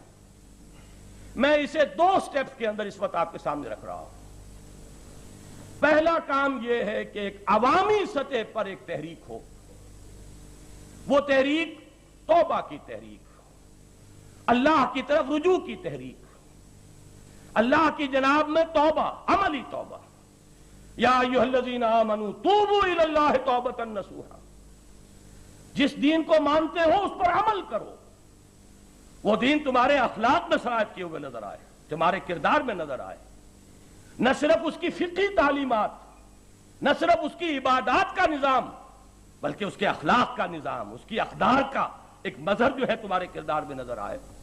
عوامی سطح پر یہ تحریک جو ایک انقلاب کی، ایک ریزسٹنس موومنٹ کی شکل اختیار کرے، لیکن اس کے لیے ظاہر بات ہے کہ فرسٹ پری ریکویزٹ ہے ایک وہ یقین، وہ فیتھ، برننگ فیتھ، وہ ایمان کہ جو میرا اور آپ کا کنوکشن بن گیا۔ یہ نسلی ایمان جو ہمیں ملا ہے والدین سے، اس کا نتیجہ تو یہی نکلے گا، زیادہ سے زیادہ 2 وقت کی نماز پڑھ لیں گے، آپ 5 کی پڑھ لیں گے، بہت تیر ماریں گے تو 5 وقتہ نماز کے عادی ہو جائیں گے۔ لیکن یہ کہ وہ آپ کے کردار میں پرمیٹ نہیں کر سکتا، وہ آپ کے پورے بیہیویئر کو صبغت اللہ میں رنگ نہیں سکتا۔ صبغت اللہ ومن احسن من اللہ صبغہ، وہ آپ کے اندر وہ کیفیت پیدا نہیں کر سکتا جو حضور نے فرمائی کہ کن فی الدنیا کانک غریب او عابر سبیل، دنیا میں ایسے رہو، ایمان بالآخرہ کا یہ تقاضا ہے، ایسے رہو کہ نظر آئے یہ شخص اس دنیا کا رہنے والا ہے ہی نہیں، یہ تو راہ چلتا مسافر ہے۔ کن فی الدنیا کانک غریب او عابر سبیل، گویا کہ تم اجنبی ہو یا راہ چلتا مسافر ہو۔ یہ کیفیت جو ہے اس برننگ فیتھ، اس پرسنل کنوکشن کے بغیر وجود میں نہیں آ سکتی۔ میں اگلے اقدامات پر اس وقت بات نہیں کر رہا، وہ انقلاب کیسے آئے گا، میں نے بارہا گفتگو کی ہے، اس پر بھی مکمل کتاب میری چھپ چکی ہے، منہج انقلاب نبوی۔ لیکن پہلا سٹیپ ہے اصل میں جو سب سے مشکل، سب سے اہم، سب سے کٹھن، وہ ایمان کہاں سے لائیں؟ وہ ایمان جو صرف ڈاگما نہ ہو، وہ صرف ایک عقیدہ نہ ہو، جو ہمارا کنوکشن بن گیا ہو، a living in burning faith, جو ہمارا حال بن جائے، صرف قال نہ رہے، ہماری پوری شخصیت کو ایک رنگ کے اندر رنگ دے، ہماری ویلیوز کو چینج کر دے۔ وہ ایمان وہ کہاں سے آئے؟ وہ ہے در حقیقت میری سوچ کا جو کرکس آف دی میٹر ہے، اس کا منبع اور سر چشمہ صرف اور صرف قرآن حکیم۔ بہت ہی سادہ الفاظ میں جو بات کہی تھی مولانا ظفر علی خان نے، وہ جنس نہیں ایمان جسے لے آئیں دکانیں فلسفہ سے، ڈھونڈے سے ملے گی عاقل کو یہ قرآن کے سیپاروں میں۔ اس کا منبع اور سرچشمہ قرآن کے سوا کوئی نہیں۔ اور اقبال نے جس انداز میں کہا ہے، میں نے بارہا یہ کہا ہے اور بہت سے حضرات مجھ سے ناراض بھی ہوتے ہیں اس بنیاد پر، ایک طرف تم علماء کا اتنا احترام کرتے ہو، شیخ الہند رحمۃ اللہ علیہ کو تم 14ویں صدی کا مجدد مانتے ہو، دوسری طرف علامہ اقبال کا یہ مقام مانتے ہو کہ قرآن مجید کی عظمت جس درجے میں اس شخص پر منکشف ہوئی ہے، میں یہ محسوس کرتا ہوں کسی دوسرے شخص پر اس طور میں منکشف نہیں۔ جب وہ عظمت قرآن کا بیان کرتا ہے معلوم ہوتا ہے یہ اس کی آورد نہیں ہے، آمد ہے، کہ قلندر ہرچہ گوید دیدہ گوید، جو کچھ وہ کہہ رہا ہے اس کا احساس ہے۔ اب میں آپ کو اس کے چند اشعار سنا رہا ہوں جس سے سارا کرکس جو ہے وہ سامنے آ جائے گا۔ مثل حق پنہاؤ ہم پیداستو، زندہ پائندہ گویاستو، فاش گویا ماچے در دل مزمرست، یہ کتابیں نیست چیزیں دیگر است۔ مثل حق پنہاؤ ہم پیداستو، زندہ و پائندہ و گویاستو، چون بجاں در رفت جہاں دیگر شود، جہاں تو دیگر شد جہاں دیگر شود۔ یہ آخری شعر جو ہے میں صرف اس کا ترجمہ کروں گا۔ جب یہ قرآن کسی کے اندر سرایت کر جاتا ہے، اندر اتر جاتا ہے، اس کے ذہن میں، اس کے فکر میں، اس کی سوچ میں، اس کے قلب پر، تیرے ضمیر پہ جب تک نہ ہو نزول کتاب، گرہ کشا ہے نہ رازی نہ صاحب کشاف، جب یہ قلب پر نازل ہوتا ہے، جب آپ کے ذہن اور فکر کا جز بن جاتا ہے، چون بجاں در رفت جاں دیگر شود، اب اندر انقلاب آ گیا، سوچ بدل گئی، نظریات بدل گئے، آپ کا اینگل آف ویو چینج ہو گیا، آپ کا پورا ویلیو سٹرکچر تبدیل ہو گیا۔ پہلے جو چیز اہم ترین نظر آ رہی تھی اب معلوم ہوتا ہے کہ بالکل غیر اہم ہے۔ جو پہلے انتہائی محبوب شے تھی اب معلوم ہوا اس کی کوئی حیثیت ہی نہیں۔ موت جس کا سب سے بڑھ کر خوف تھا اب معلوم ہوا کہ چو مرگ آیت تبسم بر لب اوست، نشان مرد مومن بات گویم چو مرگ آیت تبسم بر لب اوست۔ یہی بات تھی جو حضرت خالد ابن ولید رضی اللہ تعالیٰ عنہ نے فرمائی تھی شامیوں سے جب جنگ ہو رہی تھی، رومیوں سے شام میں، کہ تمہارا مقابلہ اس قوم سے ہے، جان لو کہ جس کو اب موت اتنی ہی عزیز ہو چکی ہے جتنی کہ تمہیں زندگی عزیز ہے۔ یہ ہے وہ چینج آف ویلیوز۔ جب قرآن اندر جاتا ہے اندر کی اقدار بدل گئیں، یہ ہے انقلاب کا پیش خیمہ، اور اس کے لیے قرآن کو ذہنوں کے اندر اتارنا۔ البتہ قرآن کو ذہنوں اور انسانوں کے دلوں میں اتارنے کے بھی کوئی ایک لیول نہیں ہوگا۔ آپ کو معلوم ہے کہ ہر انسان کی اپنی ایک ذہنی سطح ہے، ہر انسان کا ایک ذہنی صغرا کبرا ہے، اس کی ایک ساخت ہے۔ یہی وجہ ہے جو ساخت کا لفظ میں استعمال کر رہا ہوں۔ قرآن مجید میں تصریف آیات ایک ہی مضمون کو 10 انداز میں بیان کیا جا رہا ہے، اس لیے کہ لوگوں کے جو سانچے ہیں ذہن کے مختلف ہیں۔ اس طریقے سے نہیں اتری، اس طرح اتر جائے گی۔ اس اسلوب سے آدمی مانوس نہیں ہے، اس دوسرے اسلوب سے مانوس ہو جائے گا۔ اس انداز میں بات واضح نہیں ہوئی، اس انداز میں واضح ہو جائے گی۔ کذالک نصرف الآیات، ہم اس طریقے سے اپنی آیات کو گردش میں لاتے ہیں، اسلوب بدلتے ہیں، طریقے سے لاتے ہیں۔ وَلَقَدْ صَرَّفْنَا فِي هَذَا الْقُرْآنِ لِلنَّاسِ مِنْ كُلِّ مَثَلٍ، ہم نے انسانوں کے لیے اس قرآن میں ہر انداز اور ہر تعبیر کا اسلوب اختیار کر لیا ہے۔ لہذا اسلام، اس ایمان کا کام، اگر اس کو میں براڈلی اگر ڈیوائیڈ کروں تو ایک ہے انٹلیکچوئلز کے لیول پر، جس کو کہ بدقسمتی سے ہمارے اس دور میں بالکل نظر انداز کر دیا گیا۔ جس کو بھی کام کا ایک جذبہ جس کے اندر ابھرتا ہے وہ جھٹپٹ ایک عوامی تحریک کی بات کرتا ہے۔ حالانکہ ایک بات اچھی طرح سمجھ لینی چاہیے، کوئی عوامی تحریک نتیجہ خیز نہیں ہو سکتی جب تک کہ اس کے پشت پر انٹلیکچوئلز کا ایک مضبوط نیوکلیس موجود نہ ہو۔ ہمارا یہ معاشرہ بیہیو کرتا ہے ایک ہیومن انڈیویجول کی مانند۔ اب دیکھیے میرا تجزیہ کیجئے، 2 من سے زائد کی لاش ہے، لیکن یہ دماغ ہے یہاں، یہ کنٹرول کر رہا ہے۔ میرا ہاتھ کسی شے کو پکڑ سکتا ہے، کس شے کو پکڑے کس کو نہ پکڑے اس کا فیصلہ ہاتھ نہیں کرتا، یہاں ہوتا ہے۔ میری ٹانگیں مجھے لے کر کسی سمت میں رواں ہو سکتی ہیں، کدھر جانا ہے کدھر نہیں جانا اس کا فیصلہ ٹانگیں نہیں کرتی، یہ دماغ کرتا ہے۔ بالکل اسی طریقے سے ہر سوسائٹی کا ایک برین ٹرسٹ ہے، انٹلیکچوئل مائنورٹی ہے، انٹیلیجنسیا ہے۔ اگر وہ نہیں بدلے گا معاشرہ ایز اے ہول کبھی نہیں بدلے گا۔ کچھ انڈیویجولز بدل جائیں گے، کچھ نیک لوگ ہو جائیں گے، کچھ پہلے نماز نہیں پڑھتے تھے اب پڑھنی شروع کر دیں گے، کچھ کے چہرے اوپر پہلے داڑھی نہیں تھی وہ داڑھی رکھ لیں گے۔ یہ تعداد بھی، یہ بات اپنی جگہ خود قیمتی ہے۔ میرے سامنے حضور کا وہ قول بھی موجود ہے، لَن يَهْدِيَ اللَّهُ بِكَ رَجُلًا وَاحِدًا خَيْرٌ لَكَ مِنْ حُمْرِ النَّعَمِ۔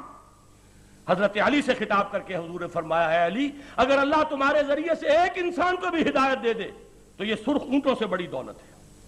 میں اسے گھٹیا نہیں سمجھ رہا، لیکن یہ سوسائٹی ایز اے ہول یہ بیہیو کرتی ہے ایک لیونگ آرگنزم کے مانند۔ جس طریقے سے وہ برین ہے جو ایک اینیمل کو، ایک ہیومن بینگ کو کنٹرول کر رہا ہے، اس کی پوری ایکٹیویٹی کو، اس کو مربوط کر رہا ہے کسی مقصد کے لیے، اسی طریقے سے یہ برین ٹرسٹ ہے سوسائٹی کا جب تک اس کے دماغ میں ایمان نہیں آئے گا، جب تک اس کے ذہن میں ایمان باللہ، ایمان بالآخرہ، ایمان بالرسالت، اس کی بنیادیں استوار نہیں ہوگی، سوسائٹی ایز اے ہول کسی چینج کو قبول نہیں کرے۔ یہ ہے وہ اصول جس کے تحت یہ سارا کام جو میں نے ابھی آپ کو گنوا دیا گیا کوئی بہت ہی مختصر سے باتوں میں تو ایک لفظ میں کہتا ہوں کہ 25 برس اللہ کا شکر ادا کر رہا ہوں کہ 25 برس سے میں کہہ سکتا ہوں کہ میری بہترین جو بھی حقیر سی صلاحیتیں ان میں بہترین حصہ میرا اسی کام میں صرف ہوا ہے۔ میں نے کوئی عوامی تحریک برپا نہیں کی، میں نے کوئی ہنگامہ کرنے کی کوشش نہیں کی۔ ہنگامہ کرنے کا ایک وقت آ گیا تھا میری زندگی میں، 1982 کا وہ موقع جبکہ وہ خواتین کے مسئلے پر ایک بہت ہنگامہ ہوا اور وال سٹریٹ جرنل کا نمائندہ بھی میرے پاس آ گیا اور ٹورنٹو سٹار کا نمائندہ بھی آ پہنچا اور لاس اینجلس ٹائمز کا نمائندہ بھی آ پہنچا۔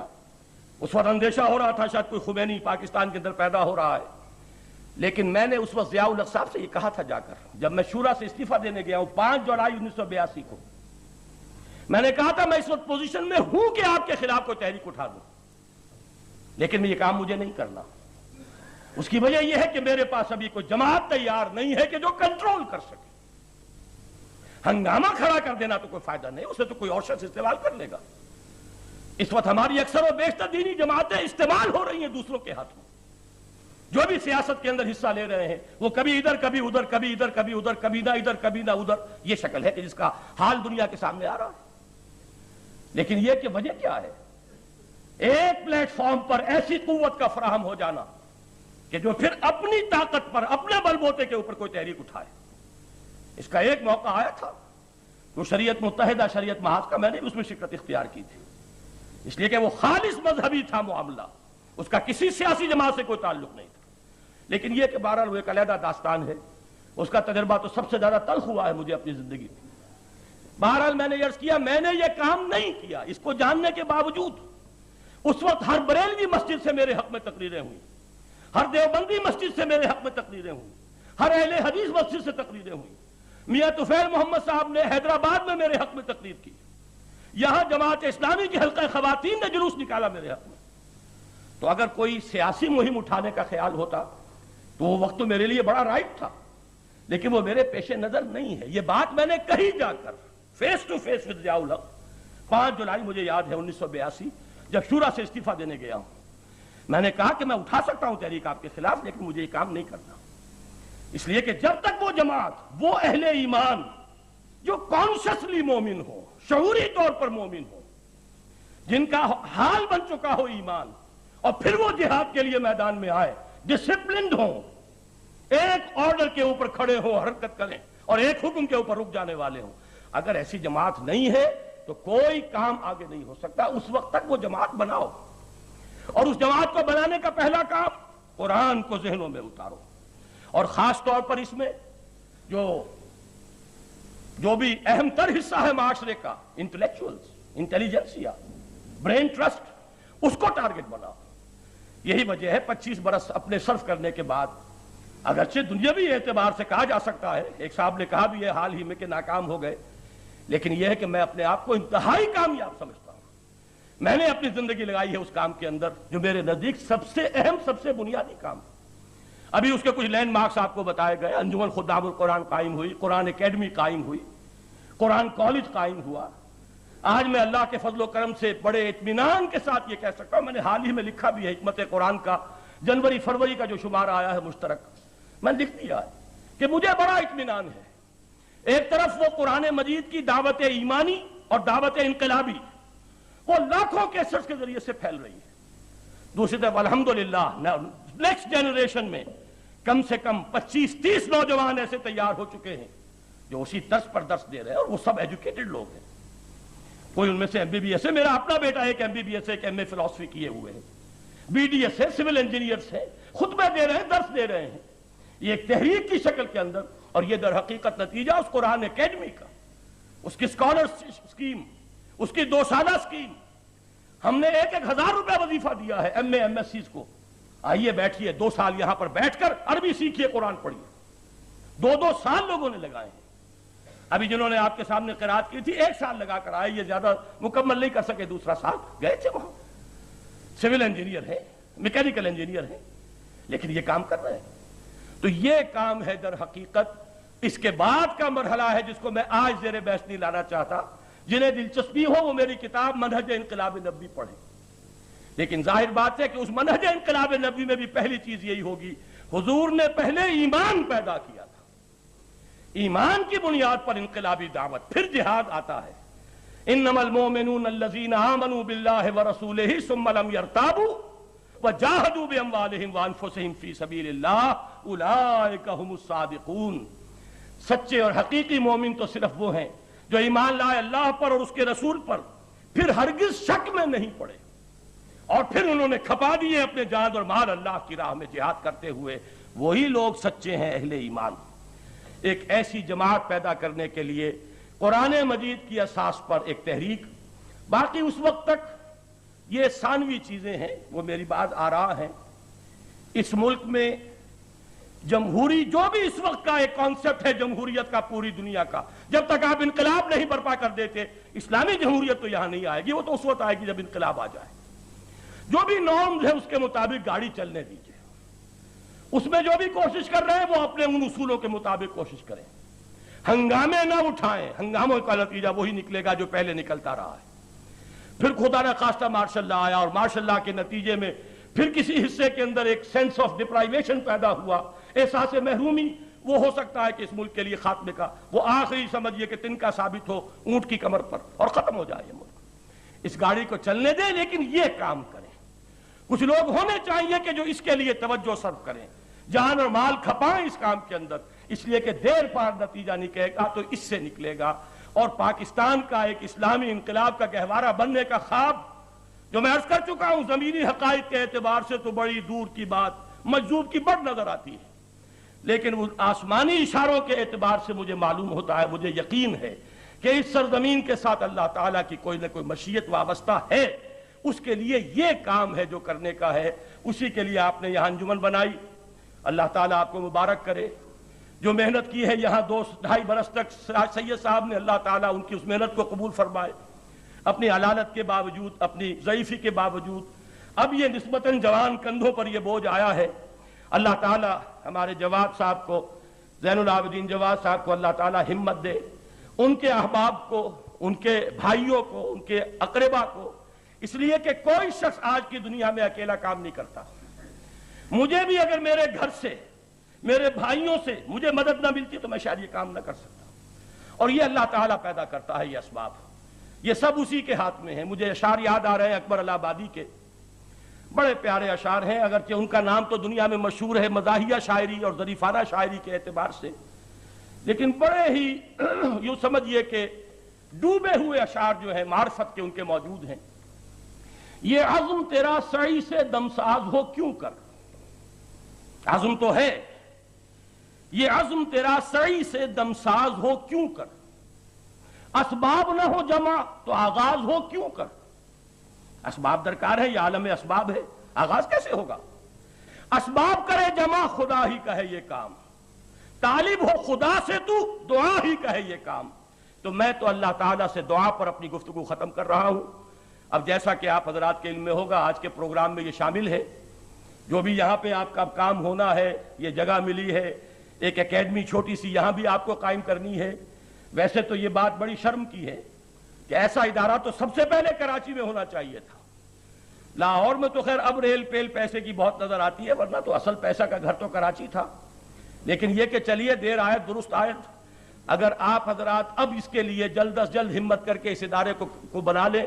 और यह आपको बताया जा चुका, मेरी मरकजी अंजुमन खुद्दामुल कुरान का कोई ताल्लुक इसके साथ इंतजामी या मालियाती नहीं, मकासिद का इश्तिराक है। वही मकासिद जो हमारे हैं वही यहां इख्तियार किए गए, तभी ये अंजुमन खुद्दामुल कुरान कहलाती है, जो मरकजी अंजुमन खुद्दामुल कुरान लाहौर के मकासिद हैं। और इसी एतबार से बाकी जो यहां का है ऑटोनॉमस निजाम है, यहां पे आप उसको लेकर चलें। आपके पैसे का हिसाब किताब वो आपके हाथ में, आप उसके जिम्मेदार, मुझ पर जिम्मेदारी नहीं है। और मरकजी अंजुमन खुद्दामुल कुरान के हिसाब किताब की कोई जिम्मेदारी आप पर नहीं है, वो लाहौर की अंजुमन वाले जाने। तो बिल्कुल ऑटोनॉमस माली एतबार से हमने ये अंजुमनें बनाई हैं। अब यह कि देखना है कि यहां कराची वाले कितनी जल्दी इसकी तामीर का मरहला तय करते हैं। मेरा काम तो यही है کہ میں نے آپ کے سامنے تجزیہ رکھ دیا ہے کہ یہ کام ہم محض ایک ثواب کا کام سمجھ کے نہیں کر رہے. یہ نہ سمجھیے کہ ہمیں ثواب درکار نہیں، ہم ثواب کی ایک ایک رمق کے محتاج ہیں اللہ تعالیٰ کی طرف سے اجر اور ثواب کے، لیکن ایک تصور ہمارے ذہنوں میں محض ثواب کا تصور ہے. یہ معاملہ محض ثواب کا نہیں ہے، یہ ہماری قومی زندگی کا لائف اینڈ ڈیتھ کا ایشو ہے. اس پاکستان کے بقا کا اور استحکام کا کوئی امکان نہیں بغیر اسلام کے، اور اسلام نام کا نہیں چلے گا، نعرے والا نہیں چلے گا. وہ دن لد گئے، وہ دن ہوا ہوئے کہ پسینہ گلاب تھا. اسلام کا نعرہ اب نہیں چلے گا. ہاں، حقیقی اسلام، واقعی اسلام، عملی اسلام، جس کا اخلاق اور کردار میں بھی ظہور ہو رہا ہو، زندگی عملاً اس کا ایک نمونہ بنی ہوئی ہو، وہ اسلام جس کو کہ عوام بھی سمجھے کہ ہاں یہ اسلام ہے. 1400 سال کی روایات ہیں جو ان کے ذہنوں میں ہیں، ان کے سب کانشس مائنڈ میں ہیں، ان کے کلیکٹیو کانشس میں ہیں، کلیکٹیو سب کانشس میں. وہ اسلام ہوگا تو قربانیاں بھی ہوں گی، یکجہتی بھی ہوگی، قوم بنیان مرصوص بھی ہوگی، قومیتیں رہیں اپنی جگہ پر، گلدستہ بنے گا. ان پھولوں کو آپ باندھ دیتے ہیں، یہ قومیتیں جڑیں گی، بندھیں گی. یہ قرآن حبل اللہ ہے. علامہ اقبال نے جس طریقے سے اس کی وضاحت کی ہے، یہ جو حبل اللہ کا معاملہ ہے کہ حبل اللہ کون سی ہے؟ ماں ہما خاک و دل آگاہ اوست، قرآن کے بارے میں کہہ رہے ہیں. از یک آئینی مسلمان زندہ ہست، پے کرے ملت ز قرآن زندہ ہست. مسلمان کی تو زندگی ہی ایک آئین کی وجہ سے ہے، اور پے کرے ملت جو ہے قرآن کی بنیاد پر زندہ ہے. ماں ہما خاک و دل آگاہ اوست، اعتصامش کن کہ حبل اللہ اوست. قومیتیں رہیں اپنی جگہ پر، لیکن یہ جڑ کر ایک ملت کی شکل اختیار کریں. اس کے لیے جوڑنے والی شے واعتصموا بحبل اللہ جميعا ولا تفرقوا. اس لیے کہ ذہن جڑیں گے، نظریات جڑیں گے، مقاصد میں ہم آہنگی ہوگی، تب قومی یکجہتی پیدا ہوگی. یہ سارا کام جیسا کہ میں نے عرض کیا، اس کے لیے اسلامی انقلاب درکار ہے. اسلامی انقلاب کے لیے وہ ایمان درکار ہے، عوام میں بھی اور خاص طور پر خواص کے طبقے کے اندر. جب تک کہ وہ چینج آف مائنڈ نہیں ہوگا آپ کے برین ٹرسٹ میں، سوسائٹی ایز اے ہول وہ تبدیلی قبول نہیں کرے گی. اس کے لیے اب یہ آپ کا کام ہے کہ محنت کریں، ایثار کریں، اپنا وقت کا ایثار، اپنی قوتوں کا ایثار، اپنی مالی ایثار، اور اس پروجیکٹ کو آگے لے کر چلیں. میں اسی پر اپنی گفتگو ختم کر رہا ہوں. باقی یہ کہ اب شاید آپ حضرات کو معلوم ہے کہ سوال جواب کے لیے بھی امکان ہے، آپ لوگ لکھیے. اس دوران میں چند باتیں شاید بھائی جمیل الرحمان صاحب کریں گے یا زین العابدین صاحب. اسی دوران میں آپ جو سوالات مجھ سے کرنا چاہیں جو اسی موضوع سے متعلق ہوں، اور دائیں بائیں اور مشرق مغرب شمال جنوب کی طرف جانے کی ضرورت نہیں ہے. جو چند باتیں میں نے آج عرض کی اس کے بارے میں اگر کوئی سوال ہو تو میں امکانی کوشش کروں گا کہ وضاحت کروں. شکریہ.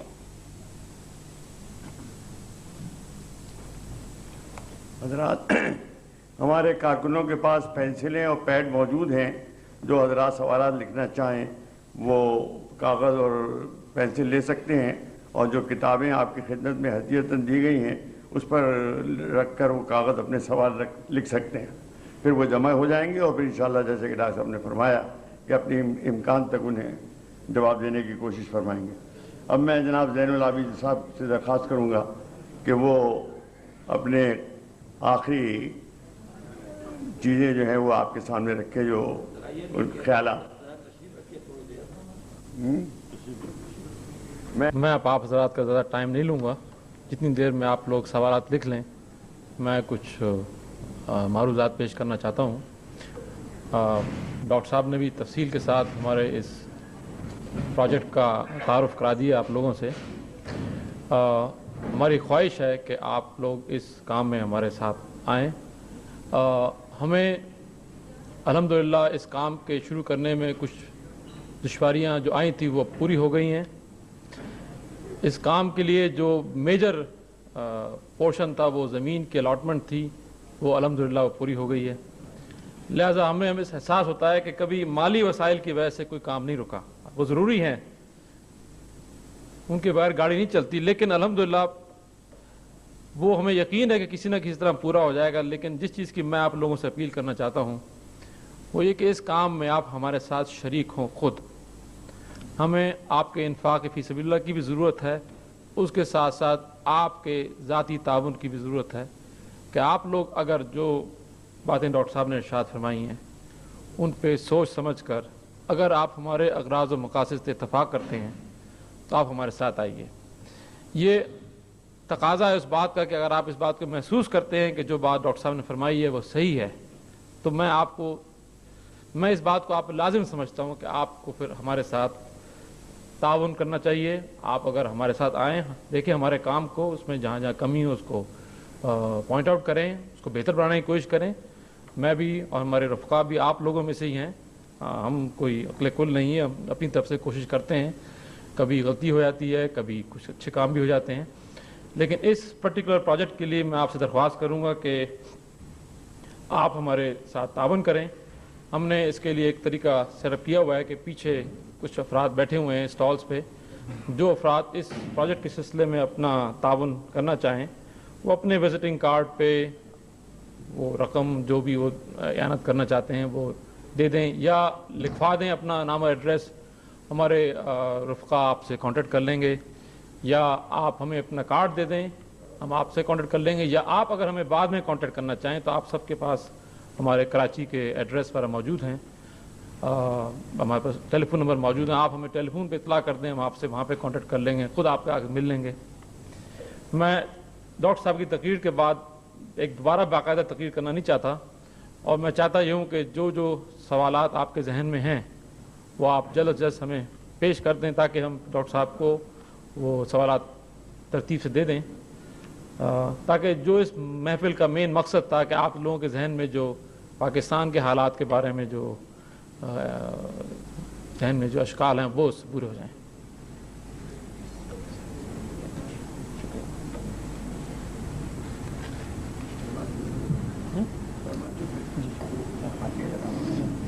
اپنے خیال میں اب میں آپ حضرات کی اجازت سے یہ جوابات جو ہیں سوالوں کے لیے ذرا بیٹھ کر دوں گا. 2.5 سال کے اندر ہمارے پاس 5 لاکھ روپئے جمع ہو گیا, اور ہم نے اللہ کے بھروسے پر فوراً اس کی تعمیر کا کام شروع کیا. پہلا فیز اس کا بالکل تیار ہو گیا, اور جو 5 لاکھ ہمارے پاس جمع ہوئے تھے وہ قریباً ختم ہو گئے. اور دوسرے فیز کے لیے اس وقت انجمن کے پاس واقعہ یہ ہے کہ کوئی فنڈ موجود نہیں. آپ حضرات سے درخواست ہے کہ خاص قرآن حکیم کی اعلیٰ علمی سطح پر دعوت و تبلیغ کے لیے جو ادارہ ہمارے ادارے کی تعمیر اس وقت انجمن کے سامنے ہے, اس میں مالی تعمیر اور عملی تعاون پیش کرنا اس وقت بڑی شدید ضرورت ہے. اور تعمیر مسجد اور ایسا ادارہ کہ جو کسی مقصد کے لیے قائم کیا جا رہا ہو کہ اللہ کے آخری پیغام کو لوگوں تک پہنچائے, ان کے ذہنوں کو مسخر کرنے کی کوشش کرے.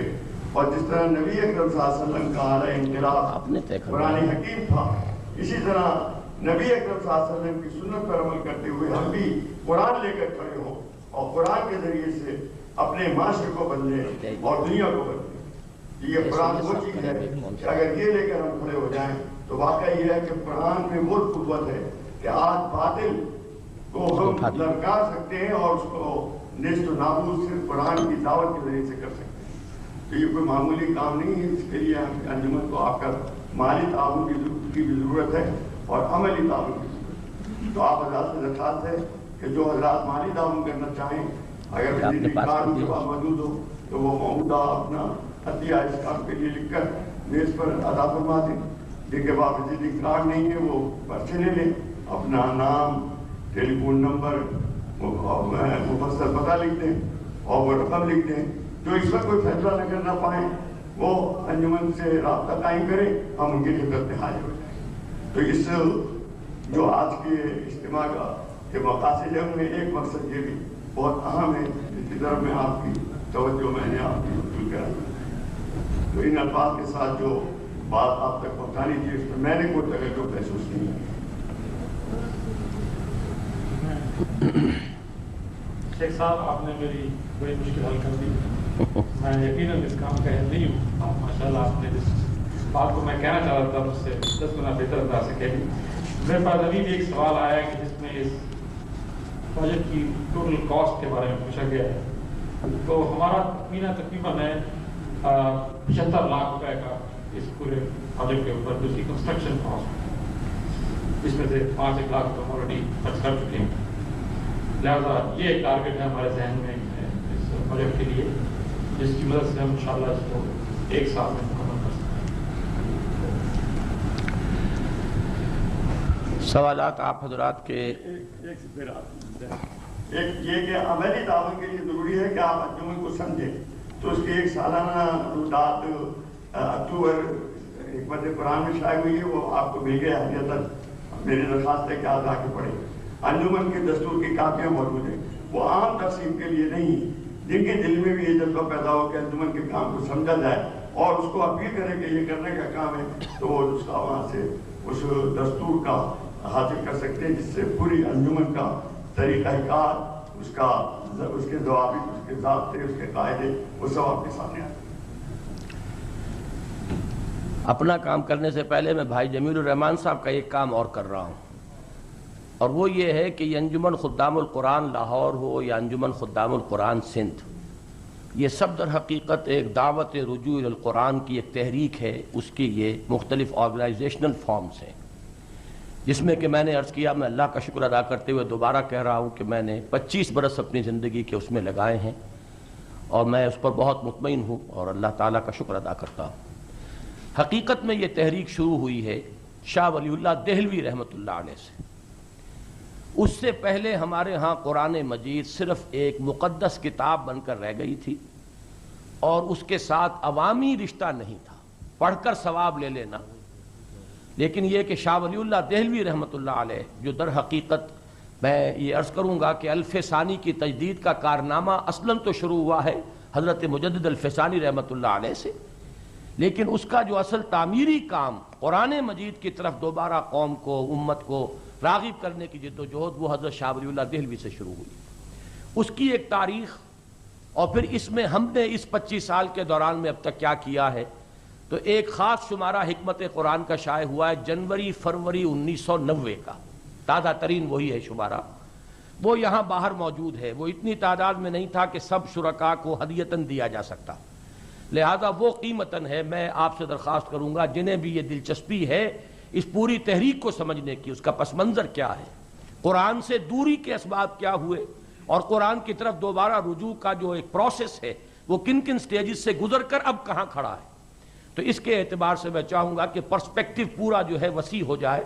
تو اس شمارے کا، وہ 150 صفحے کا شمارہ ہے خاص حکمت قرآن کا، اس کا مطالعہ ضرور فرمائیے۔ ایک بات میں یہ عرض کروں گا، جن حضرات کے سوالات ہیں میں ضرور چاہوں گا ان کی زیارت کرنا۔ اگر کوئی صاحب سوال کر کے چلے گئے ہوں تو ان کے سوال کا جواب پھر نہیں دیا جائے گا۔ سید فیروز شاہ صاحب، شکریہ۔ آپ کا سوال ہے کہ قرآن پر امت کا اتفاق علمی طور پر کیوں نہیں؟ کیا وجہ ہے کہ قرآن کی واضح ہدایات اور ارشادات کو مذہبی لوگ ہی قبول نہیں کرتے؟ اس کے لیے کیا عملی اقدامات کرنے چاہیے؟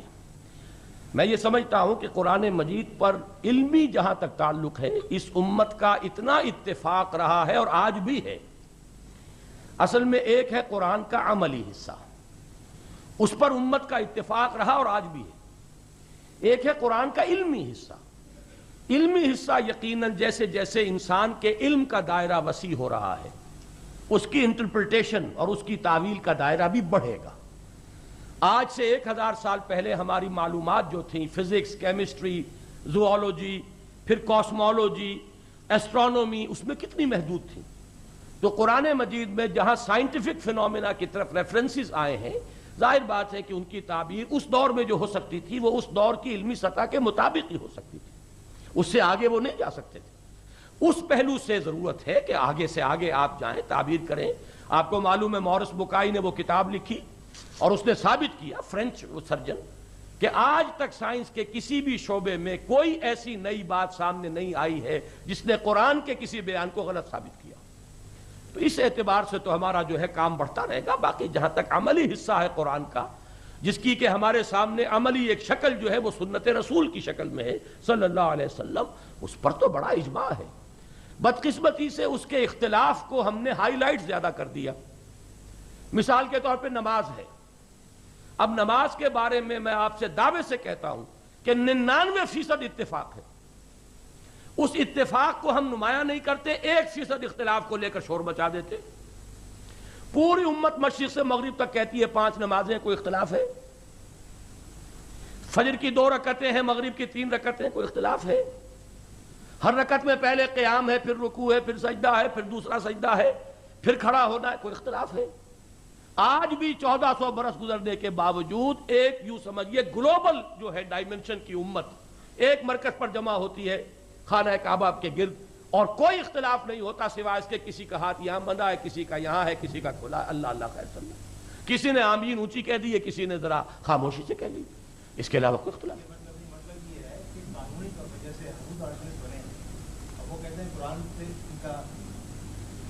اصل میں ہم گفتگو نہیں کر سکتے، اب یہ تو پھر بات بہت لمبی ہو جائے گی۔ تو باقی یہ کہ میرے نزدیک قرآن مجید پر اب اس دور میں جن لوگوں کو قرآن پر یقین نہیں ہے کہ یہ اللہ کی کتاب ہے، اور وہ صرف عوامی دباؤ کے تحت جو ہے وہ نئی باتیں کہہ رہے ہیں، تو اس سے کوئی الزام نہیں آتا۔ علماء نے تو اتنے اتفاق کا ثبوت دیا۔ آپ کو معلوم ہے کہ علماء نے اس ملک میں سب سے بڑے چیلنج کو قبول کیا تھا جب یہ کہا جا رہا تھا کہ کوئی دستور اسلامی نہیں بن سکتا۔ انہوں نے 22 اصول جو ہے مرتب کر کے دے دیے تھے، جن میں شیعہ، سنی، اہل حدیث، بریلوی، دیوبندی سب کے سب تھے، جماعت اسلامی بھی تھی۔ پھر اس کے بعد متحدہ شریعت محاذ میں سب تھے، انہوں نے بل دیا تھا۔ لیکن یہ کہ جن لوگوں کا یقین نہیں ہے قرآن پر، وہ اس پر اعتراض کریں تو بات دوسری ہے۔ باقی قرآن مجید کے اوپر تو میں نہیں سمجھتا کہ جتنا کنسنسس ہے دنیا میں تو کوئی دوسری چیز نہیں ہے جس پر اتنا کنسنسس موجود ہو۔ ایک صاحب نے یہ اپنا نام نہیں لکھا کہ ذہنی تربیت برائے خواتین کے سلسلے میں آپ کے خیالات و پروگرام سے مطلع ہونے کی خواہش ہے۔ میرے نزدیک کوئی فرق نہیں ہے، ان کا بھی ذہن ہے، انہیں بھی قرآن مجید سمجھنا چاہیے، پڑھنا چاہیے۔ ہماری تحریک اپنے چھوٹے سے پیمانے پر خواتین کے حلقے میں بھی چل رہی ہے، تو یہ تو دین کی طلب العلم فریضۃ علی کل مسلم و مسلمۃ، حدیث نبوی ہمارے سامنے ہے۔ عبد القادر صاحب آپ ہیں، یہ انگریزی میں جنہوں نے لکھا ہے۔ اچھا، ہاؤ ول یو کریٹ ایمان condition in your worker? What ایمانی condition in your worker? What plan do you have? میں تو اجمالاً تو آپ کے سامنے عرض کر چکا ہوں، اور اس وقت اگر آپ تفصیل چاہتے ہیں تو علامہ اقبال کے حوالے سے ایک بات عرض کر رہا ہوں، تشریف رکھیے۔ علامہ اقبال نے ریکنسٹرکشن میں بحث اٹھائی ہے یقین کیسے پیدا ہوتا ہے، اور اس بنیاد پر بات آگے چڑھائی کہ یقین پیدا ہوتا ہے تجربے سے۔ لاکھ آدمی آپ سے کہیں چینی میٹھی ہوتی ہے، میٹھی ہوتی ہے، میٹھی ہوتی ہے، آپ کہیں گے ہوگی میٹھی۔ یہ بھی کہیں گے جب اتنے لوگ کہہ رہے ہیں تو جھوٹ نہیں بولتے ہوں گے، لیکن کنوکشن جو ہے وہ جب آپ چکھ لیتے ہیں تو اب کنوکشن ہو جاتی ہے کہ ہاں میٹھی ہے۔ تجربے سے یقین پیدا ہوتا ہے۔ تیسری بات علامہ کہتے ہیں تجربہ صرف ظاہری نہیں ہوتا، باطنی بھی ہوتا۔ External experience, internal experience. قرآن کو پڑھتے ہوئے جب آدمی محسوس کرتا ہے کہ یہ میرے دل کی پکار ہے، دیکھنا تقریر کی لذت کے جو اس نے کہا، میں نے یہ جانا کہ گویا یہی میرے دل میں ہے، یہ ہے جس سے یقین پیدا ہوتا ہے۔ ہمیں اپنے اندر ایک سمپیتھیٹک وائبریشن محسوس ہوگی اپنی فطرت کے اندر اور قرآن مجید کے اندر۔ اس سے آپ کو یقین پیدا ہوگا کہ جو میری فطرت کا فاطر ہے، جو سورس اس کی ہے، وہی در حقیقت اسی کا کلام ہے۔ یہ از کجا می آدی آواز دوست، یہ دوست کی آواز ہے، جانی پہچانی ہے، میری فطرت کی بالکل معروف ہے۔ اس سے یقین پیدا ہوگا، یقین پیدا ہوگا تو ایمانی کیفیت جو ہے انسان کے عمل میں پیدا ہو جائے گی۔ محمد اظہر احمد صاحب،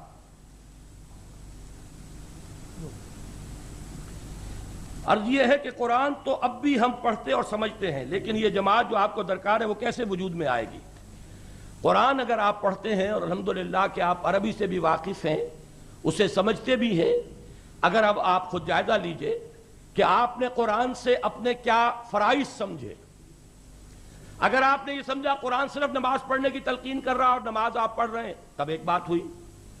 اگر آپ کے سامنے یہ آیا کہ قرآن تو کہتا ہے انقلاب برپا کرو، اقیم الدین، دین کو قائم کرو، نکلو میدان میں، اہل ایمان ہیں ہی وہ جو جہاد کرتے ہیں جان اور مال کے ساتھ اللہ کی راہ میں، اگر یہ بات آ گئی تو آپ کو اپنے فرض کا احساس ہوگا۔ پھر آپ خود تلاش کریں گے کہ کوئی ہے جماعت جو اس بنیاد پر کام کر رہی ہو، اور جہاں بھی آپ کو اپنی اس ضرورت کی پورا ہونے کا امکان نظر آئے گا آپ اس میں شرکت کریں گے۔ یہ اس جماعت کی بنیاد بنے گی۔ یا پھر نام نہیں ہے۔ What do you think are the main reasons of differences among ulamas and intellectuals. Differences کی مختلف نوعیتیں ہوتی ہیں. کن صاحب کا یہ سوال؟ آپ کا؟ دیکھیے ایک ڈفرینسز وہ ہوتے ہیں جو دو ججوں کے مابین ہوتے ہیں کسی ایک مقدمے میں. قانون ایک ہے، دونوں مانتے ہیں، اور ہائی کورٹ کے ججز ہیں، فائل بن چکی ہے، شہادتیں سب آ چکی ہیں، پھر بھی دو ججوں کا اختلاف ہو سکتا اور دیانتداری سے ہو سکتا ہے. یہ اختلاف تو یوں سمجھیے کہ اللہ تعالیٰ کی تخلیق میں موجود ہے، مونوٹنی نہیں ہے اس کریشن میں. گلاب کا ایک پودا ہوگا، 10 پھول ہوں گے، ایک جیسے نہیں ہوں گے، ہر پھول علیحدہ ہوگا، ہر گلیرا رنگ و بوئے دیگر است. تو یہ تو اس کریشن کی بیوٹی ہے. ایک وہ اختلاف ہے جس میں انتشار پیدا ہوتا ہے، اس کا ماخذ جو ہے وہ انسان کا نفس ہے. اگر آپ میں دی ارج ٹو ڈومینیٹ، تفوق، اپنی بالا تری، اپنی بالا دستی، اپنی چودراہٹ، اپنی لیڈری، اگر اس کا جذبہ پیدا ہو جائے گا تو وہ منفی اختلاف پیدا ہوگا. اس سے علماء بھی ایگزمپٹ نہیں، خاص طور پر جبکہ بہت سے لوگوں کے نزدیک وہ محض ایک پروفیشن بن کر رہ گیا. یہ اسباب ہیں، اس کی وجہ سے انتشار ہے، اسی وجہ سے فرقہ پرستی ہے، تفرقہ ہے. If the above keep on having differences, how do we prepare the revolutionary forces? Revolutionary forces تو جیسا کہ میں نے عرض کیا، حضور صلی اللہ علیہ وسلم نے جب کام کیا، مشرکین بھی تھے، یہودی بھی تھے، نصارہ بھی تھے، ہر طرح کے لوگ موجود تھے، لیکن یہ ایک دعوت دی. قرآن کی دعوت کو جس نے قبول کیا وہ پھر بنیان مرصوص بنے، انہوں نے جد و جہد کی اور انقلاب برپا کر دیا. کسی ملک میں کمیونسٹ ریولوشن کیسے آتا ہے؟ وہاں کیپٹلسٹ بھی ہوتے ہیں، ہر طرح کے لوگ موجود ہوتے ہیں، مفاد پرست بھی ہیں، سب ہیں، لیکن ایک دعوت ہے، مارکسزم ہے، ایک فلسفہ ہے، ایک نظریہ ہے. وہ بہت سے لوگوں کی امیجنیشن کو کیپچر کرتا ہے، انہیں پوزیس کرتا ہے، انہیں موٹیویٹ کرتا ہے، وہ جمع ہوتے ہیں، ایک کمیونسٹ پارٹی بنتی ہے، جد و جہد ہوتی ہے، قربانیاں ہوتی ہیں، انقلاب آ جاتا ہے. تو یہ تو فینومینن ہے. یہ نہ سمجھیے کہ اختلافات کبھی انقلاب کے راستے میں رکاوٹ بن سکتے ہیں. یہ تو میں دے چکا ہوں جواب. قاضی قادر صاحب،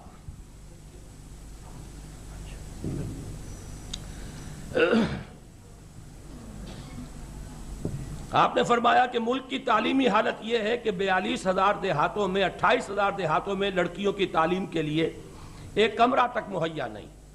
یہ تعلیم کا نہایت جہالت کا عالم ہے. کیا کوئی سماجی انقلاب اس جہالت کی بنیاد پر لانا ممکن ہے؟ سماجی انقلاب کے نتیجے میں اس جہالت کو دور کیا جائے گا. دیکھیے کیوں یہ کام ہو رہا ہے. یہ نہیں ہے کہ ہمارے پاس ریسورسز نہیں ہیں. ایک غلط نظام ہے تقسیم دولت کا، غلط ہاتھوں میں زمام کار ہے، ان کے سامنے کوئی قومی مقاصد نہیں ہے. آپ کا جو اوپر کا طبقہ ہے اسے اپنے بنگلے اور اپنی جائیداد اور اپنے بینک بیلنس کے سوا کسی چیز کی کوئی غرض نہیں.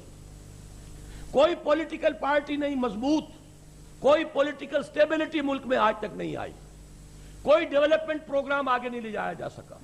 یہ نہیں ہے کہ ریسورسز نہیں ہے، ہمارے ہاں ریسورسز موجود ہیں، غلط جگہ پر صرف ہو رہے ہیں.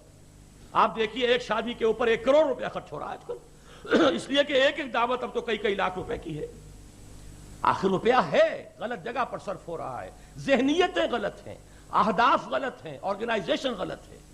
یہ سب کچھ ایک ٹوٹل ریولوشن کا متقاضی ہے. اس کے بعد جبکہ صحیح انٹینشنز رکھنے والے لوگ ہوں گے وہ انہی تمام ریسورسز کو ڈائیورٹ کریں گے صحیح پیمانوں پر اور صحیح چینلز میں، اس سے نتائج نکلیں گے. رانا اظہر جی صاحب، یا آپ تو میرے کلاس فیلو ہیں، کیا کوئی شخص آپ کی جماعت میں شامل ہو کر کسی اور جماعت سے بھی منسلک ہو سکتا ہے؟ دیکھیے یہاں گفتگو ہو رہی ہے صرف انجمن خدام القرآن کے بارے میں، جو جماعت نہیں ہے، انجمن ہے. ایک شخص 10 انجمنوں کا بھی ممبر ہو سکتا ہے، کوئی اس میں حرج نہیں. البتہ جس کا میں نے یہاں ذکر نہیں کیا، وہ جو تنظیم ہے ہماری تنظیم اسلامی، وہ ایک انقلابی جماعت ہے، وہ ایک ٹوٹل کمٹمنٹ مانگتی ہے. تو ظاہر بات ہے کہ 2 کشتیوں میں اس صورت میں انسان سوار نہیں ہو سکتا. ہر جماعت کا اپنا ایک مخصوص طریقہ کار ہے، اس کے نہج کے مطابق جو ہے آپ اس کے پورے ڈسپلن کو اپنے اوپر لیں گے تو چلیں گے۔ البتہ انجمن ہے، آپ 10 انجمنوں کے بھی ممبر بن سکتے ہیں، جس کے ساتھ بھی آپ کو دلچسپی ہے، اتفاق ہے، اس میں آپ پارٹلی حصہ لیجیے۔ فاروق صاحب،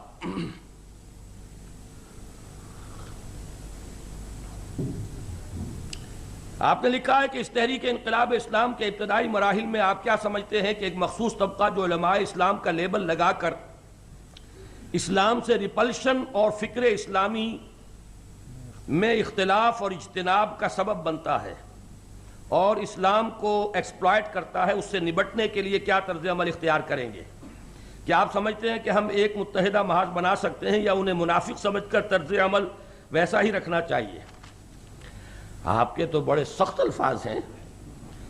اصل میں اس حد تک نہ جائیے کہ انہیں منافق سمجھے، صرف یہ ہے کہ آپ کو اسی ماحول میں ایک جماعت پیدا کرنی ہوگی۔ جب آپ انقلاب کی بات کرتے ہیں، اس کے حوالے سے میں عرض کر رہا ہوں، اور میں آپ کے سوال کا جواب پہلے دے چکا ہوں۔ حضور نے جب کام کیا تو اہل کتاب موجود تھے، وہ گویا کہ اس دور کے پرانے مسلمان تھے، رسولوں کے ماننے والے، کتابوں کے ماننے والے، توحید کے مدعی، لیکن آپ کو معلوم ہے انہوں نے اختلاف بھی کیا۔ سب سے بڑی مخالفت شدید یہودیوں نے کی، اگرچہ عیسائیوں کی طرف سے اس دور میں اتنی مخالفت نہیں ہوئی، لیکن یہ کہ ایک انقلابی جماعت ان سب کے باوجود اپنا راستہ بناتی ہے اور لوگ جو بھی اس کے ہم خیال ہوتے ہیں وہ جمع ہوتے ہیں، طاقت وجود میں آتی، انقلاب آ جاتا ہے۔ باقی یہ کہ ان میں سے بھی بہت سے حضرات کٹ کر آئیں گے، آخر یہ نہ سمجھیے کہ یہ لوگ جامد ہیں، بالکل ان کی سوچ کے اندر بھی تبدیلی آ سکتی ہے اور وہ خود ایک مثبت طریقہ کار اختیار کر سکتے ہیں۔ اللہ تعالیٰ انہیں اس کی توفیق عطا فرمائے۔ علیم الدین صاحب، وہ کیا بنیادی سبب ہے جس کی وجہ سے دینی اور صحیح اسلامی سیاسی جماعت ایک جگہ جمع نہیں ہو پاتی؟ یہ ذرا خاصا ٹیڑھا سوال ہے۔ دینی اور صحیح اسلامی سیاسی جماعت ایک جگہ جمع نہیں ہو پاتی، یعنی آپ کہنا یہ چاہ رہے ہیں کہ ایک ایسی جماعت وجود میں نہیں آتی جو ایک وقت دینی بھی ہو سیاسی بھی ہو، یہ کہنا چاہ رہے ہیں؟ یا یہ کہ تمام مذہبی سیاسی جماعتیں کیوں یکجا نہیں ہوتی؟ یہ دوسرا سوال ہے۔ دیکھیے میں آپ سے یہ عرض کر دوں کہ سیاست میں اور اس وقت کے معاشرے کے اعتبار سے دینی کام میں فرق کیا ہے؟ سیاست کا اصل ہدف ہوتا ہے کسی ملک میں جو نظام قائم ہے اس کے چلانے والے ہاتھ بدلنا، نظام بدلنا نہیں ہوتا، جو بھی ایگزسٹنگ سسٹم ہے۔ اب آپ کو معلوم ہے امریکہ میں ریپبلکنز ایک پارٹی ہے، ڈیموکریٹس ایک پارٹی، دونوں کا امریکہ کے نظام کے بارے میں کوئی اختلاف نہیں، تھوڑا بہت اختلاف ہوگا فورن پالیسی کا ہوگا، کچھ اختلاف ٹیکسیشن کا ہوگا، اللہ اللہ خیر صلی اللہ، اور کیا ہوگا؟ اسی طریقے سے لیبر پارٹی، کنزرویٹو پارٹی کا انگلستان میں جو نظام ہے اس پہ اختلاف نہیں، بلکہ وہ کہتے ہیں ہم چلائیں گے، وہ کہتے ہیں ہم چلائیں گے، تھوڑا تھوڑا فرق پالیسیز کا ہوگا۔ سیاست نام ہے اس کا، جو کہ ایگزسٹنگ سسٹم کو چلانے کے لیے ہاتھوں کو بدلنا درکار ہوتا ہے، یا اس میں کوئی پارشل جزوی قسم کی امپروومنٹ۔ اور انقلابی کام جو ہے اور دینی کام اس وقت انقلابی ہوگا، اس لیے کہ ہمارا نظام پورا غلط ہے دین کے اعتبار سے، ہمارا politico socio economic system as a whole یہ جو ہے بالکل اسلام کے خلاف ہے۔ اس کو بدلنے کے لیے ایک ٹوٹل ریولوشن چاہیے، وہاں ہاتھ نہیں بدلنا، نظام بدلنا ہے۔ اب ظاہر بات ہے جس کا ایپٹیچیوڈ سیاسی ہے وہ تو یہ دیکھے گا اس وقت ملک میں لوگوں کی سوچ کیا ہے، اس سوچ ہی کا جو راگ ہے اس میں اپنی راگنی جو ہے وہ ملائے گا تو لوگ ان کے ساتھ شامل ہوں گے نا۔ اگر وہ ان کی راگنی سے علیحدہ کو راگ الاپے گا تو کوئی اس کی طرف آئے گا ہی نہیں۔ انہیں پتا ہے لوگوں کی سوچ مادی ہے، روٹی کپڑا اور مکان، ڈگڈگی بجائی اور لوگ دیوانہ ہو گئے۔ کیا امامان سیاست، کیا کلیسا کے شیوخ سب کو دیوانہ بنا سکتی ہے؟ میری ایک ہو، وہ اس ہو پہ جمع ہو گئے، اس لیے کہ وہ بارود لوگوں کے اندر موجود تھا۔ اسی طرح سیاستدان ہمیشہ یہ دیکھتا ہے کہ لوگوں کے احساسات کیا ہیں۔ اگر فرض کیجئے سندھ میں ایک احساس پیدا ہوا کہ اس وقت ہمارے حقوق جو ہے وہ سلب کیے جا رہے ہیں، جس نے اس کا جتنا زوردار نعرہ لگایا اسی کے گرد لوگ جمع ہو جائیں گے۔ تو سیاست اور شے ہے، انقلاب اور شے ہے۔ ہم جو کام کرنا چاہتے ہیں وہ اسلامی انقلاب برپا کرنا چاہتے ہیں۔ باقی سیاست کے اندر تو مختلف رہیں گے رنگ، کسی کا کوئی خیال ہے، کسی کا کوئی خیال ہے۔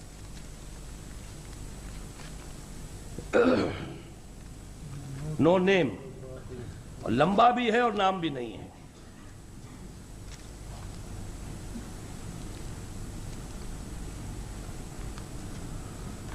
اس سوال پہ نام بھی نہیں ہے اور اس کا جواب بھی فرما رہے ہیں سید صاحب کے آ چکا ہے. شازیہ صادق صاحبہ کی طرف سے کوئی سوال ہے. ہمارے مذہب نے جو ہمیں حقوق دیے ہیں وہ ہمارا موجودہ معاشرہ ہمیں کیوں نہیں دیتا؟ یہ بہت صحیح ہے بات. خواتین کی طرف سے یہ بات آئی ہے اور بہت صحیح بات ہے. ہمارا معاشرہ یہ حقوق اس لیے نہیں دیتا کہ ہم اپنے ہندوانہ ماضی سے ابھی تک اپنے آپ کو کاٹ نہیں سکے. ہمارے سارے سماجی معاملات جو ہیں وہ سابقہ ہندو رسم و رواج کے اوپر قائم ہیں. ہندو کے ہاں عورت کا کوئی وراثت میں حصہ نہیں، لہذا ہمارے ہاں بھی کوئی بھی بیٹی کو حصہ دینے کو تیار نہیں. زیادہ یہ جی وہ تو لیتی نہیں جی، بہنیں تو لیتی نہیں جی. وہ کیوں نہیں لیتی؟ اس لیے کہ معاشرے میں ایک اثر یہ ہے کہ لوگ کیا کہیں گے، اس بہن نے بھائی سے حصہ لے لیا. جب تک کہ یہ بات نہ پھیلا دی جائے کہ قرآن یہ کہتا ہے پورا قانون دے کر مما قل منہ او کثر، وراثت تھوڑی ہو زیادہ ہو پوری تقسیم کرو قانون خداوندی کے مطابق. یہ نہیں کہ تھوڑی ہے اور زیادہ ہے، کوئی فرق نہیں واقع ہوتا. تو ہم نے دین کو اصل میں بہت پارشلی قبول کیا اور دین کے تحت ہم نے اپنی پوری زندگی کو اور اپنے پورے سماجی نظام کو نہیں دیا. نتیجتاً یہ چیزیں چلی آ رہی. اسی سے جہیز کا تصور پیدا ہوا. اسلام میں جہیز کا کوئی تصور نہیں. جب عورت کا حصہ ہے وراثت کے اندر تو اسے جہیز کا کوئی معاملہ نہیں. ہندو گھر سے بیٹی کو رخصت کرتا دان دہیج دے کر. وہ اسے سمجھتا خیرات، لڑکی کا حق کوئی نہیں تھا، یہ خیرات ہے جو ہم نے دی ہے، اور اس کے بعد اس کا کوئی حق اس گھر پر باقی نہیں رہا. تو ہمارے تو سارے سوشل کانسیپٹ بالکل مختلف ہے اور بہت بڑا حصہ اس میں جو ہے وہ ہمارے ہندوانہ رسم و رواج کا ہے. اور اس پر جو اور ہو رہی ہے ظلمات بعضها فوق بعض، اب اس میں اصلاح کے لیے اسلام کی طرف نہیں آ رہے ہیں، مغرب کی طرف جا رہے ہیں. لیکن یہ کہ اس رد عمل میں یقیناً یہ چیز بھی شامل ہے اس کے سبب کے طور پر کہ اسلام نے عورت کو جو حق دیا تھا ہم نے وہ نہیں دیا. نتیجتاً اس نے بغاوت کی ہے، لیکن وہ پھر مغرب کو اپنا امام بنا رہی ہے. ضرورت اس بات کی ہے کہ ہم لوگ صرف واز کہنے کی بجائے خود اپنے ہاں اپنی برادریوں میں اسلام کا وہ نظام پورا سماجی اختیار کریں، تو اس سے یقیناً عورتوں کو محسوس ہوگا. جیسے کہ راجیو گاندھی نے کہا تھا، میں حیران ہوا اس کی تقریر.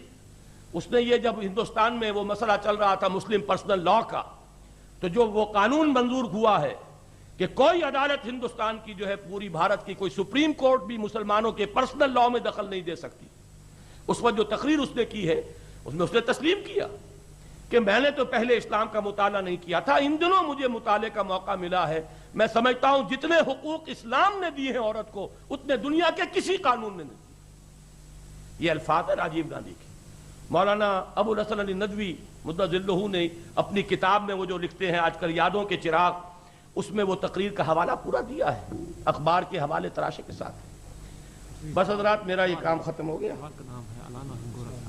اچھا لیکن یہ سوال یہاں سے شروع ہوتا ہے، اس وہ نوٹ پڑھ لیجیے تو جی وہ یہ کیا ہے؟ کیا انجمن بھی جماعت اسلامی کی طرح طاہر قادری صاحب کی طرح بعد میں سیاسی جماعت؟ اچھا، یہ ہمارے کوئی ساتھی ہیں الینا ہنگورو صاحب، الانا ہنگورو. انہوں نے سوال لمبا لکھا ہے لیکن سید صاحب نے میری آسانی کے لیے اس کا خلاصہ نکال دیا ہے. The entire question revolves around will Anjuman Khuddam al-Quran later convert into a political movement? Examples given of Jamaat Islami and Maulana Tahir al-Qadri صاحب.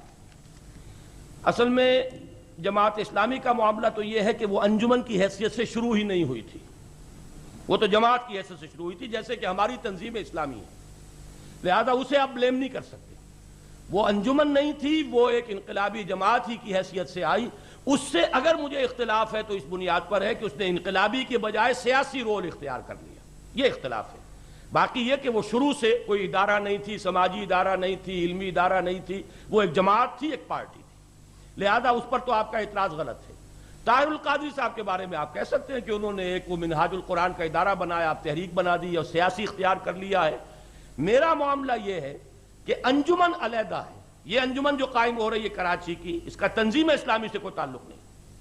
تنظیم اسلامی میری اپنی جگہ پر ہے، اس کا تعلق جو ہے وہ جیسے جماعت اسلامی ایک انقلابی جماعت تھی، اس طرح کی ہم کوشش کر رہے ہیں. اللہ تعالیٰ اگر ہمیں توفیق دے تو ہم یہاں انقلاب برپا کریں. لیکن یہ بعد میں کنورٹ ہونے والی بات نہیں ہے, وہ تو ابھی سے ہے. تنظیم علیحدہ ہے, انجمن علیحدہ.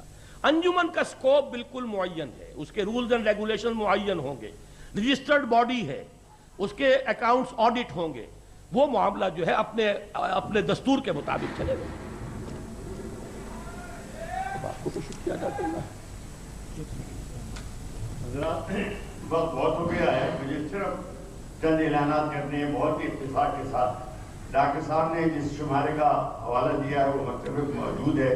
10 روپے اس کی قیمت ہے, اور پورے رجوع قرآن کی اس میں آپ کو تاریخ معلوم ہو جائے گی, اور ڈاکٹر صاحب کا ذہن بڑی حد تک آپ کے سامنے آ جائے گا. 10 روپے کی قربانی کیجیے, اور قربانی نہیں بلکہ اسے پڑھیے.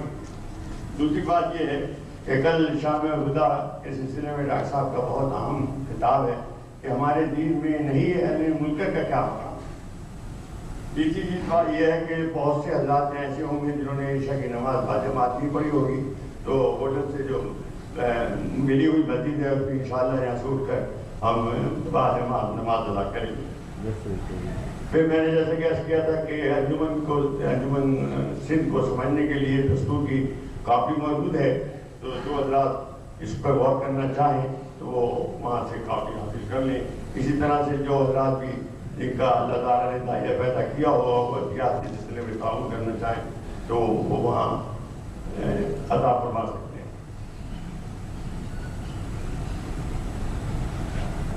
جناب میرے تو نوٹس ختم ہو گئے.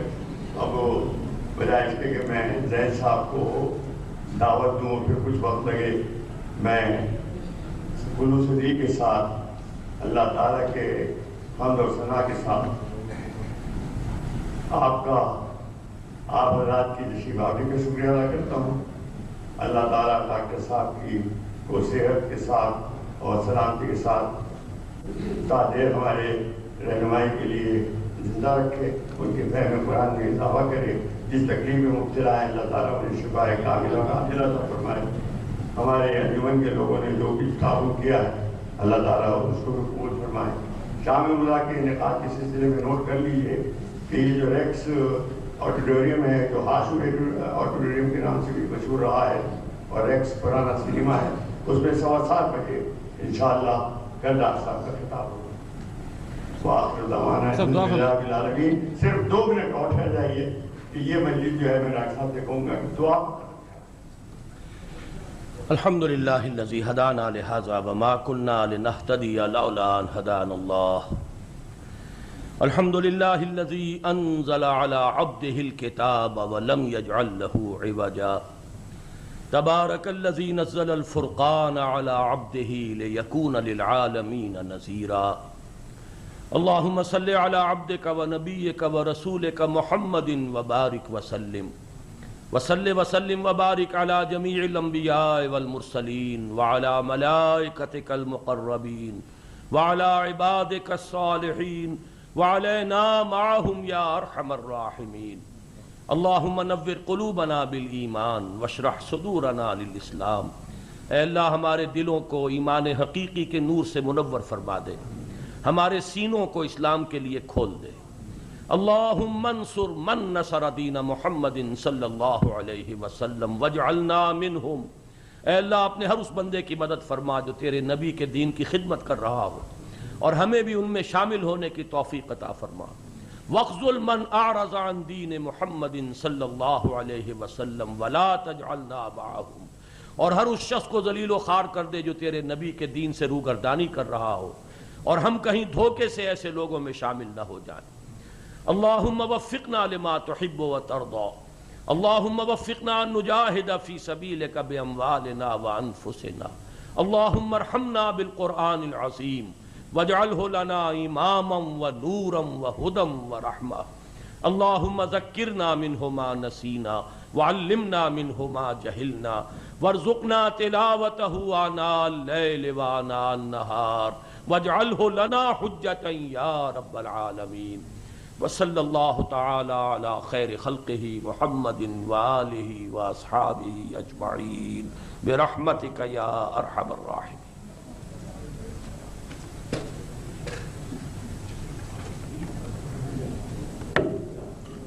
السلام علیکم. لاہور جو آپ سے ملنے آیا میں بیان نہیں کر سکا ان شاء اللہ